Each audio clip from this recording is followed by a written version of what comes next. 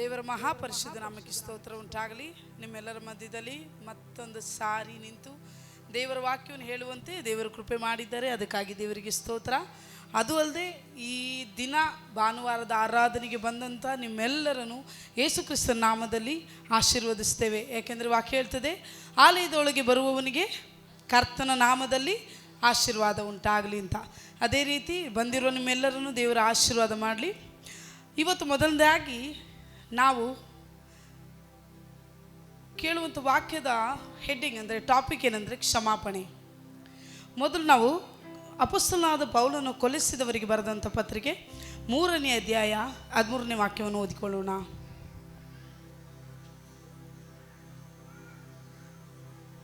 ಮೂರು 13. ಅಪೊಸ್ತಲನಾದ ಪೌಲನು ಕೊಲೆಸಿಯವರಿಗೆ ಬರೆದಂಥ ಪುಸ್ತಕದಲ್ಲಿ 3ನೇ ಅಧ್ಯಾಯ 13ನೇ ವಾಕ್ಯ.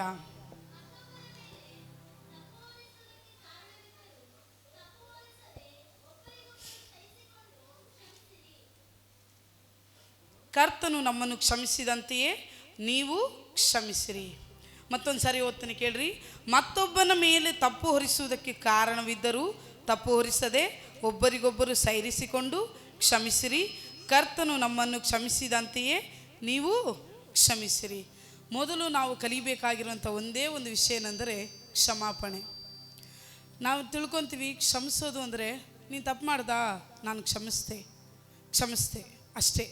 ಕ್ಷಮಾಪಣೆ ಅಂದರೆ ನಿಜವಾದ ಕ್ಷಮಾಪಣೆ ಅನ್ನೋದನ್ನು ನಾವು ತಿಳ್ಕೊಬೇಕಾಗಿರೋದು ಯೇಸು ಸ್ವಾಮಿ ಬಳಿಯಿಂದ. ಯಾಕಂದರೆ ನಮಗೆ ಯೇಸು ಸ್ವಾಮಿ ಕ್ಷಮಾಪಣೆ ಕೇಳೋದನ್ನು ಹೇಳ್ಕೊಟ್ಟಿದ್ದಾರೆ, ಹೇಗೆ ಕ್ಷಮಿಸಬೇಕು ಅಂತಲೂ ಹೇಳ್ಕೊಟ್ಟಿದ್ದಾರೆ. ಶಿಲುಬೆ ಮೇಲೆ ಇರಬೇಕಾದ್ರೆ ಯೇಸು ಸ್ವಾಮಿ ಮೊದಲನೇ ಮಾತು ಹೇಳ್ತಾರೆ, ಅದನ್ನು ನಾವು ಓದ್ಕೊಳ್ಳೋಣ. ಲೂಕ ಬರೆದಂಥ ಸುವಾರ್ಥ ಗ್ರಂಥ 23ನೇ ಅಧ್ಯಾಯ 34ನೇ ವಚನದಲ್ಲಿ. ಲೂಕ 23:34. ಆಗ ಯೇಸು, ತಂದೆಯೇ, ಅವರಿಗೆ ಕ್ಷಮಿಸು, ತಾವು ಏನು ಮಾಡುತ್ತೇವೆಂಬುದನ್ನು ಅರಿಯರು ಅಂದನು. ಆಮೇಲೆ ಆತನ ಬಟ್ಟೆಗಳನ್ನು ಪಾಲು ಮಾಡಿ ಚೀಟು ಹಾಕಿದರು. ನಾವಲ್ಲಿ ತಗೊಳ್ಬೇಕಾಗಿರೋಂಥ ವಿಷಯ ಏನಂದರೆ, ತಂದೆಯೇ ಇವರಿಗೆ ಕ್ಷಮಿಸು, ತಾವು ಏನು ಮಾಡುತ್ತೇವೆಂಬುದನ್ನು ಅರಿಯರು. ಯೇಸು ಸ್ವಾಮಿ ಶಿಲುಬೆ ಮೇಲೆ ಇರಬೇಕಾದ್ರೆ ಕ್ಷಮಾಪಣೆ ಕೇಳೋದನ್ನು ಹೇಳ್ಕೊಡ್ತಾರೆ. ಮೊದಲು ಯಾಕೆ ಕ್ಷಮಾಪಣೆ ಕೇಳೋದನ್ನ ಹೇಳ್ಕೊಡ್ತಾರೆ ಅಂದರೆ, ಮನುಷ್ಯನ ಮೇಲೆ ಆತನಿಗಿರುವಂಥ ಒಂದು ಚಿಕ್ಕ ಸಾಸಿವೆ ಕಾಳಷ್ಟು ಆಸೆ. ಏನಂದರೆ, ಯೇಸು ಸ್ವಾಮಿ ಜೊತೆಗೆ 12 ಜನ ಶಿಷ್ಯರು ಇರ್ತಾರೆ. ಅವರು ಉಪವಾಸ ಮಾಡಿ, ಪ್ರಾರ್ಥನೆ ಮಾಡಿ, ಸೇವೆ ಹೇಗೆ ಮಾಡೋದು ಎಲ್ಲವನ್ನು ಯೇಸು ಸ್ವಾಮಿ ಜೊತೆಗಿದ್ದು ನೋಡ್ಕೊತ ಬರ್ತಾ ಇರ್ತಾರೆ. ಕೊನೆಗೆ ಯೇಸು ಸ್ವಾಮಿನ ಹಿಡ್ಕೊಡುವಂಥ ಸಮಯ ಬಂದಾಗ ಎಲ್ಲರೂ ಓಡೋಗ್ತಾರೆ. ಆದರೆ ಯೇಸು ಸ್ವಾಮಿ ಏನು ಎದುರು ನೋಡ್ತಾರೆ ಅಂದರೆ, ನನ್ನನ್ನು ಹಿಡ್ಕೊಂಡು ಹೋದ್ರೂ ಹಿಂದೆ ನನ್ನ ಶಿಷ್ಯರು ಬರ್ತಾರೆ ಅಂತ ಆತನ ಎದುರು ನೋಡ್ತಾನೇ ಇರ್ತಾನೆ. ಎದುರು ನೋಡಿ ಒಬ್ಬರು ಬರೋದಿಲ್ಲ. ಆ ಶಿಲುಬೆಯ ಮೇಲೆ ಹಾಕಲ್ಪಟ್ಟಾಗ ಮೊದಲು ಏನು ಕೇಳ್ತಾರೆ ಅಂದರೆ, ತನ್ನ ಜೊತೆ ಇದ್ದಂಥ ಶಿಷ್ಯರಿಗೋಸ್ಕರ ಕ್ಷಮಾಪಣೆಯನ್ನು ಕೇಳ್ತಾರೆ. ಏನಂತ? ತಂದೆಯೇ ಇವರನ್ನು ಕ್ಷಮಿಸು. ಅದೇ ರೀತಿ ಆದಾಮನಿಂದ ಇಲ್ಲಿವರೆಗೂ ಅಂದರೆ ಭೂಮಿಯ ಕೊನೆಯ ದಿನದವರೆಗೂ ಯಾರೆಲ್ಲ ಹುಟ್ಟುತ್ತಾರೋ ಅವರು ಮಾಡಿರುವಂಥ ಪ್ರತಿಯೊಂದು ಪಾಪಗಳನ್ನು, ಅವರು ಮಾಡುವಂಥ ಪಾಪಗಳನ್ನು ಇನ್ನೊಬ್ಬರಿಗೋಸ್ಕರ ಅವ್ರ ಮಾತಿನಲ್ಲಿ ಅವರು ಮಾಡಿದಂಥ ನೋವನ್ನು ಮತ್ತೊಬ್ಬರಿಗೆ ನೋವು ಅಂತೇಳಿ ನಮ್ಮ ನೋವನ್ನು ಮರೆತು ಬಿಡುವಂಥ ಜನಗಳು ತುಂಬ ಜನ ಇರ್ತಾರೆ. ಮತ್ತೊಬ್ರು ಏನು ಹೇಳ್ತಾರೆ, ಅವ್ರು ನಮಗೆ ನೋವು ಕೊಟ್ಟರು, ನಾವು ಅವ್ರನ್ನ ಕ್ಷಮಿಸ್ಬಿಟ್ವಿ. ಆದರೆ ನಮ್ಮಿಂದ ನೋವಾಗಿರೋದನ್ನ ಮರೆತು ಬಿಡ್ತೇವೆ. ಫಸ್ಟ್ ಮರೆತು ಬಿಡ್ತೇವೆ. ಅವರು ನಮಗೆ ನೋವು ಮಾಡಿದ್ರು, ಅವರಿಂದ ನನಗೆ ನೋವಾಯಿತು, ಅವ್ರು ನನಗೆ ಚುಚ್ಚಿ ಮಾತಾಡಿದ್ರು, ಅವ್ರು ಮಾತಾಡ್ಬೇಕಾದ್ರೆ ನನಗೆ ನೋವಾಗ್ತಿದೆ. ಬರೀ ನಮ್ಮದೇ ನಾವು ನೋಡ್ತಾ ಇರ್ತೀವಿ. ಇನ್ನೊಬ್ಬರು ನಮ್ಮಿಂದ ಎಷ್ಟು ಜನಕ್ಕೆ ನೋವಾಗಿರುತ್ತೆ ನಾವು ಯೋಚನೆಯೇ ಮಾಡಿರಲ್ಲ. ಕ್ಷಮಿಸ್ತೀವಿ ಅಂತ ಹೌದು ದೇವರೇ, ನಮಗೆ ತಪ್ಪು ಮಾಡಿದವ್ರನ್ನ ನಾವು ಕ್ಷಮಿಸ್ತೇವೆ. ಯಾಕೆ? ಒಂದು ನಿಮಿಷ ನಾವು ಯೋಚನೆ ಮಾಡಲ್ಲ, ನಮ್ಮಿಂದ ಯಾರಿಗೆ ನೋವಾಗಿದೆ, ನಾವು ಯಾರಿಗೆ ನೋವಾಗಂಗೆ ನಡ್ಕೊಂಡಿದ್ದೀವಿ, ನಾವು ಯಾರಿಗೆ ಕ್ಷಮಾಪಣೆ ಮಾಡಿಲ್ಲ, ಯಾಕೆ ನಾವು ಕ್ಷಮಿಸಿಲ್ಲ. ಯೇಸು ಸ್ವಾಮಿ ಕೇಳ್ತಿರೋದು, ದೇವರೇ ನಾನು ಇಷ್ಟು ಎದುರು ನೋಡದೆ ಬಂದಿಲ್ಲ, ಆದರೂ ತಂದೆಯಾದ ದೇವರೇ ಅವರನ್ನು ಕ್ಷಮಿಸು, ಅವರ ತಪ್ಪುಗಳನ್ನು ಕ್ಷಮಿಸು. ಯಾಕೆಂದರೆ ಇನ್ನೊಬ್ಬರ ತಪ್ಪಿಗೋಸ್ಕರ ನಾವು ಕ್ಷಮಾಪಣೆ ಕೇಳೋದನ್ನು ಯೇಸು ಸ್ವಾಮಿ ತುಂಬ ಇಷ್ಟಪಡ್ತಾರೆ. ಯಾಕೆಂದರೆ ಅದಕ್ಕೆ ಎಕ್ಸಾಂಪಲೇ ಯೇಸು ಸ್ವಾಮಿ. ನಾನು ಪಾಸ್ಟರ್ ಒಂದು ಸಲ ಬೈಬಲ್ ಬಗ್ಗೆ ಡಿಸ್ಕಸ್ ಮಾಡಬೇಕಾದ್ರೆ ಪಾಸ್ಟರ್ ಹೇಳಿದ್ರು, ದಾವೀದನ ಕುರಿತಾಗಿ ತಂದೆಯಾದ ದೇವರು ಹೇಳ್ತಾರೆ, ಇವನು ನನ್ನ ಹೃದಯಕ್ಕೆ ಒಪ್ಪುವಂಥ ಮನುಷ್ಯನು. ಆದರೆ ದಾವೀದನು ತುಂಬ ತಪ್ಪು ಮಾಡಿದ್ದಾರೆ. ಆದರೆ ದೇವರು ನೀನು ತಪ್ಪು ಮಾಡ್ತಿದ್ಯಾ ಅಂತ ಹೇಳಿದ ತಕ್ಷಣ ಅವನ ಆ ತಪ್ಪನ್ನು ಕ್ಷಮಾಪಣೆ ಕೇಳಿ ಅಲ್ಲಿಯೇ ಬಿಟ್ಟು ಬಿಡ್ತಾನೆ. ಅವನ ಮನಸ್ಸಿನಲ್ಲಿ ಮಾಡಿದಂಥ ತಪ್ಪಿಗೆ ದೇವರೇ ನಾನು ತಪ್ಪು ಮಾಡಿದ್ದೀನಿ, ನನ್ನ ಕ್ಷಮಿಸು, ಮತ್ತೆ ಆ ತಪ್ಪನ್ನು ಅವನು ಮಾಡಲ್ಲ. ಅದೇ ರೀತಿ ನಾವು ಪ್ರತಿ ವಾರ ಪ್ರತಿದಿನ ದೇವ್ರ ಹತ್ರ ಏನು ಕೇಳ್ತೀವಿ? ದೇವರೇ ನನ್ನ ಕ್ಷಮಿಸು, ದೇವರೇ ನನ್ನ ಕ್ಷಮಿಸು, ದೇವರೇ ನನ್ನ ಕ್ಷಮಿಸು ಅಂತ ಕೇಳ್ತೀವಿ. ಆದರೆ ಮತ್ತೆ ಮತ್ತೆ ಅದೇ ತಪ್ಪನ್ನ ಮಾಡ್ತಾನೆ ಇರ್ತೀವಿ. ನಮ್ಮಿಂದ ಎಷ್ಟೋ ಜನಕ್ಕೆ ಮಾತಿನಲ್ಲಿ ನೋವಾಗಿರುತ್ತೆ, ಅದನ್ನು ಮರೆತು ಬಿಡ್ತೀವಿ, ಮತ್ತೆ ಕ್ಷಮಾಪಣೆ ಕೇಳ್ತೀವಿ. ಯೇಸು ಸ್ವಾಮಿ ಯಾಕೆ ನಮ್ಮನ್ನು ಕ್ಷಮಿಸಬೇಕು ಅಂತ ನಾವು ಏನು ಯೋಚನೆ ಮಾಡ್ತೀವಿ ಅಂದರೆ, ಆದಿಕಾಂಡದಲ್ಲಿ 8ನೇ ಅಧ್ಯಾಯ 21ನೇ ವಾಕ್ಯದಲ್ಲಿ ಹೇಳ್ತದೆ, ಮನುಷ್ಯರು ಚಿಕ್ಕಂದಿನಿಂದಲೇ ಕೆಟ್ಟ ಸ್ವಭಾವನು ಅಂದರೆ ಕೆಟ್ಟವರು, ಅವರು ಚಿಕ್ಕಂದಿನಿಂದಲೇ ಕೆಟ್ಟ ಸ್ವಭಾವ ಬರ್ತದೆ. ಯೇಸು ಸ್ವಾಮಿ ಏನು ಹೇಳ್ತಾರೆ ತನ್ನ ಶಿಷ್ಯರ ಹತ್ರ, ಚಿಕ್ಕ ಮಕ್ಕಳನ್ನು ನನ್ನ ಬಳಿಗೆ ಬಿಡಿರಿ, ಅವರು ದೇವರ ರಾಜ್ಯಕ್ಕೆ ಅರ್ಹರು ಅಂತ. ಯಾಕೆ ಚಿಕ್ಕ ಮಕ್ಕಳು ಅಂದರೆ, ಅವರಿಗೆ ನಾವು ಅಮ್ಮ ಅಪ್ಪ ಆಗಿರ್ತೀವಲ್ವಾ, ಪ್ರತಿಯೊಬ್ಬರಿಗೂ ಅವ್ರವ್ರ ಮಕ್ಕಳಿಗೆ ಹೊಡೆದ್ರೆ ಬೈದರೆ ಸರಿ, ಸಾರಿ ನೀನು ತಪ್ಪು ಮಾಡಿದೆ, ನಾನು ನಿನಗೆ ಅದಕ್ಕೆ ಹೊಡೆದೆ, ಆ ಕ್ಷಣ ಮಕ್ಕಳು ಮರೀತಾರೆ, ಮತ್ತೆ ನಮ್ಮ ಜೊತೆ ಚೆನ್ನಾಗಿರ್ತಾರೆ. ಅದೇ ರೀತಿ ಯೇಸು ಸ್ವಾಮಿನೂ ಏನು ಹೇಳ್ತಾರೆ ಅಂದರೆ, ನಾವು ಇನ್ನೊಬ್ಬರ ಹತ್ರ ಹೋಗಿ ಕ್ಷಮಾಪಣೆ ಕೇಳಬೇಕು. ಆ ಕ್ಷಮಾಪಣೆ ಕೇಳಿದ ತಕ್ಷಣ ಏನು ಮಾಡಬೇಕು ಅಂದರೆ, ಅಲ್ಲೇ ಆ ಕಹಿ ಭಾವನೆಯನ್ನು ಬಿಟ್ಟುಬಿಟ್ಟು ನಾವು ಮುಂದೆ ಹೋಗಬೇಕು. ಯಾಕೆ ಕಹಿ ಭಾವನೆಯನ್ನು ಬಿಟ್ಟು ಮುಂದೆ ಹೋಗಬೇಕು ಅಂದರೆ, ಒಂದು ಸ್ಟೋರಿ ಹೇಳ್ತೀನಿ ಕೇಳಿ. ಒಂದು ಫ್ಯಾಮಿಲಿ, ಅವ್ರು ರಕ್ಷಣೆ ಹೊಂದಿರೋರು, ಅಮ್ಮ, ಇಬ್ಬರು ಮಕ್ಕಳು, ಅಣ್ಣ ಮತ್ತು ತಂಗಿ. ತಂಗಿಗೆ ದೇವ್ರ ಕೃಪೆಯಿಂದ ಮದುವೆ ಮಾಡ್ತಾರೆ, ಒಳ್ಳೆ ಕಡೆ ಸೆಟಲ್ಡ್ ಫ್ಯಾಮಿಲಿನೇ. ಅಣ್ಣನಿಗೂ ನೆಕ್ಸ್ಟ್ ಮದುವೆ ಮಾಡ್ತಾರೆ. ದೇವ್ರು ಏನು ಮಾಡ್ತಾರೆ, ಅಣ್ಣನಿಗೆ ಮೊದಲು ಒಂದು ಹೆಣ್ಣು ಪಾಪು ಕೊಡ್ತಾರೆ, ತಂಗಿಗೆ ಕೊಡೋದಿಲ್ಲ. ತಂಗಿ ಗಂಡ ಎಲ್ಲರೂ ಬಿಸ್ನೆಸ್ಸಲ್ಲಿ ಇರ್ತಾರೆ, ಎಲ್ಲ ಚೆನ್ನಾಗಿ ನಡೀತಾ ಇರುತ್ತೆ. ಕೊನೆಗೆ ಏನಾಗ್ತದೆ, ಮತ್ತೆ ಅಣ್ಣನ ಹೆಂಡತಿ ಮತ್ತೆ ಟ್ವಿನ್ಸಿಗೆ ಪ್ರೆಗ್ನೆಂಟ್ ಆಗ್ತಾರೆ. ಆಗ ಅಣ್ಣ ಏನಂತಾನೆ, ತಂಗಿನ ನೋಡಿ, ನಿನಗೆ ಮಕ್ಕಳಾಗದೆ ಇಷ್ಟು ವರ್ಷ ಆಗೋಯ್ತು, ನಾನು ನಿನಗೆ ನನ್ನ ಮಕ್ಕಳಲ್ಲಿ ಒಂದು ಮಗುನ ಕೊಡ್ತೀನಿ ಅಂಥೇಳಿ ತಂಗಿ ಹತ್ರ ಹೇಳ್ತಾನೆ. ತಂಗಿ ಏನು ಮಾಡ್ತಾಳೆ, ಇದನ್ನು ತನ್ನ ಗಂಡನ ಮನೇಲಿರೋರು ಎಲ್ಲರಿಗೆ ಹೇಳಿ ಸಂತೋಷ ಪಡ್ತಾಳೆ. ನಮ್ಮಣ್ಣ ನನ್ನನ್ನು ನೆನೆಸು ನೋಡಿ, ಅವನಿಗೆ ಹುಟ್ಟೋ ಮಗುವಲ್ಲಿ ನನಗೊಂದು ಮಗು ಕೊಡ್ತೀನಿ ಅಂತಾನೆ. ಹೀಗೆ ಸ್ವಲ್ಪ ದಿವಸ ನಡೀತಾ ಇರಬೇಕಾದ್ರೆ ತಂಗಿ ಮನೇಲಿ ಏನಾಗುತ್ತೆ ಅಂದರೆ, ಅವನ ಗಂಡನಿಗೆ ಬಿಸ್ನೆಸ್ ಎಲ್ಲ ಲಾಸ್ ಆಗಿ ಅವರು ಬದುಕೋದಕ್ಕೆ ಕಷ್ಟ ಆಗುತ್ತೆ. ಆಗ ಅಮ್ಮ ಏನು ಮಾಡ್ತಾರೆ, ಬಂದು ನಮ್ಮ ಮನೇಲಿ ಇರ್ರಿ ಅಂತ ಹೇಳ್ತಾರೆ. ಸರಿ ಅಂತ ಬಂದು ತಂಗಿ ಬಂದು ಅಣ್ಣ ಅತ್ತಿಗೆ ಅಮ್ಮ ಜೊತೆ ಇರ್ತಾರೆ. ಹೀಗೆ ದಿನ ಕಳೆಯುತ್ತೆ, ಅತ್ತಿಗೆಗೆ ಮಕ್ಕಳಾಗ್ತೆ. ಮಕ್ಕಳಾಗಿ ಕೊಡೋ ಸಮಯ ಬಂದಾಗ ಅಣ್ಣ ಅತ್ತಿಗೆ ಇಬ್ಬರು ಡಿಸೈಡ್ ಮಾಡಿರ್ತಾರೆ ತಂಗಿಗೆ ಮಗು ಕೊಡಬೇಕು ಅಂತ. ಕೊನೆಗೆ ಏನು ಮಾಡ್ತಾರೆ, ಅಣ್ಣ ಅತ್ತಿಗೆ ಡಿಸೈಡ್ ಮಾಡಿರೋದು ಕೊನೆಗೆ ಕೊಡೋ ಸಮಯ ಬಂದಾಗ ಅತ್ತಿಗೆ ಕೊಡೋದಿಲ್ಲ ಅಂತ ಹಠ ಹಿಡಿತಾಳೆ. ಏನು ಮಾಡೋಕ್ಕಾಗದೆ ಅವ್ರ ಅಣ್ಣ ಏನು ಮಾಡ್ತಾನೆ, ಸರಿ ಹೆಂಡತಿ ಮಾತು ಕೇಳಿ ಒಪ್ಕೊಂಡ್ಬಿಡ್ತಾನೆ. ಇದು ಮನೇಲಿರೋ ಎಲ್ಲರಿಗೂ ಗೊತ್ತು. ಕೊನೆಗೆ ಏನಾಗುತ್ತೆ, ತಂಗಿಗೂ ತಂಗಿ ಗಂಡನಿಗೂ ಈ ವಿಷಯ ಗೊತ್ತಾದ್ಮೇಲೆ, ಕೊಡೋದಿಲ್ಲ ಅಂತ ಗೊತ್ತಾದ್ಮೇಲೆ ತುಂಬ ನೋವು ಅನುಭವಿಸ್ತಾರೆ, ಅಳ್ತಾರೆ. ಗಂಡನ ಮನೆಯಲ್ಲಿರೋರು ಎಲ್ಲರೂ ಪ್ರಶ್ನೆ ಕೇಳ್ತಾರೆ, ನಿಮ್ಮ ಅಣ್ಣ ತಾನೇ ಕೊಡ್ತೀನಿಂದ, ನಿಮ್ಮ ಅಣ್ಣನಿಗೆ ನೀನು ಕಷ್ಟ ಗೊತ್ತಿಲ್ವಾ? ಸರಿ ಆಯಿತು, ಹೀಗೆ ದಿನ ಕಳೆಯುತ್ತೆ. ಇವಳು ಏನು ಮಾಡ್ತಾಳೆ, ದೇವರೇ ಸರಿ ಆಯಿತು, ನನ್ನ ಅಣ್ಣ ತಾನೇ, ನಾನು ಕ್ಷಮಿಸ್ತೇನೆ. ಸರಿ, ತಾಯಿನೂ ಒಂದು ಮಾತು ಹೇಳೋದಿಲ್ಲ, ನೀನು ಕೊಡ್ತೀನಿ ಅಂತ ನೀನಾಗಿ ಮಾತು ಕೊಟ್ಟ ಮೇಲೆ ನೀನು ನಡ್ಕೊಂಡಿಲ್ಲ ಅಂತೇಳಿ ಒಂದು ಮಾತು ಹೇಳಲ್ಲ, ಸೈಲೆಂಟಾಗಿರ್ತಾರೆ. ಬಿಸ್ನೆಸ್ ಎಲ್ಲ ಡಲ್ ಆಗಿರುತ್ತೆ. ಕೊನೆಗೆ ದೇವರು ಏನು ಮಾಡ್ತಾರೆ, ಇವ್ರ ಕಣ್ಣೀರನ್ನು ನೋಡಿ ತಂಗಿ ಕುಟುಂಬ ಜೀವಿತವನ್ನು ಆಶೀರ್ವಾದ ಮಾಡ್ತಾರೆ. ಗಂಡನಿಗೆ ಮತ್ತೆ ಬಿಸ್ನೆಸ್ ಎಲ್ಲ ಚೆನ್ನಾಗಿ ನಡೆಯುತ್ತೆ. ಇವ್ರ ಅಮ್ಮನ ಮನೆಯಿಂದ ಗಂಡನೂರಿಗೆ ಹೋಗ್ತಾರೆ, ಇವರು ಸೆಟ್ಲ್ ಆಗ್ತಾ ಇರ್ತಾರೆ. ಇಲ್ಲಿ ಅಣ್ಣನಿಗೆ ದಿನೇ ದಿನೇ ದಿನೇ ದಿನೇ ಏನಾಗುತ್ತೆ ಅಂದರೆ, ಅಣ್ಣನ ಬಿಸ್ನೆಸ್ ಎಲ್ಲ ಲಾಸ್ ಆಗಿ ಇವರು ಕಷ್ಟದಲ್ಲಿ ಅನುಭವಿಸೋ ದಿನ ಬರುತ್ತೆ. ಈ ಕಷ್ಟಗಳು ಅನುಭವಿಸ್ಬೇಕಾರೆ ಕೊನೆಗೆ ಅಮ್ಮ ಏನಂತಾರೆ, ನಿನ್ನ ತಂಗಿ ಇವಾಗ ಚೆನ್ನಾಗಿದ್ದಾಳಲ್ವಾ, ನಾವು ಅವಳ ಹತ್ರ ಹೋಗಿ ಒಂದು ಸಹಾಯ ಕೇಳೋಣ. ಹೋಗ್ತಾರೆ, ಗಂಡನ ಹತ್ರ ಕುತ್ಕೊಂಡು ಮಾತಾಡ್ತಿರ್ತಾರೆ. ತಂಗಿ ಗಂಡ ಸುಮ್ಮನೆ ಇರ್ತಾರೆ, ಏನೂ ಮಾತಾಡಲ್ಲ. ಅವ್ರು ಹೇಳೋವಂಥ ಕಷ್ಟಗಳನ್ನೆಲ್ಲ ಕೇಳ್ತಾನೆ ಇರ್ತಾರೆ.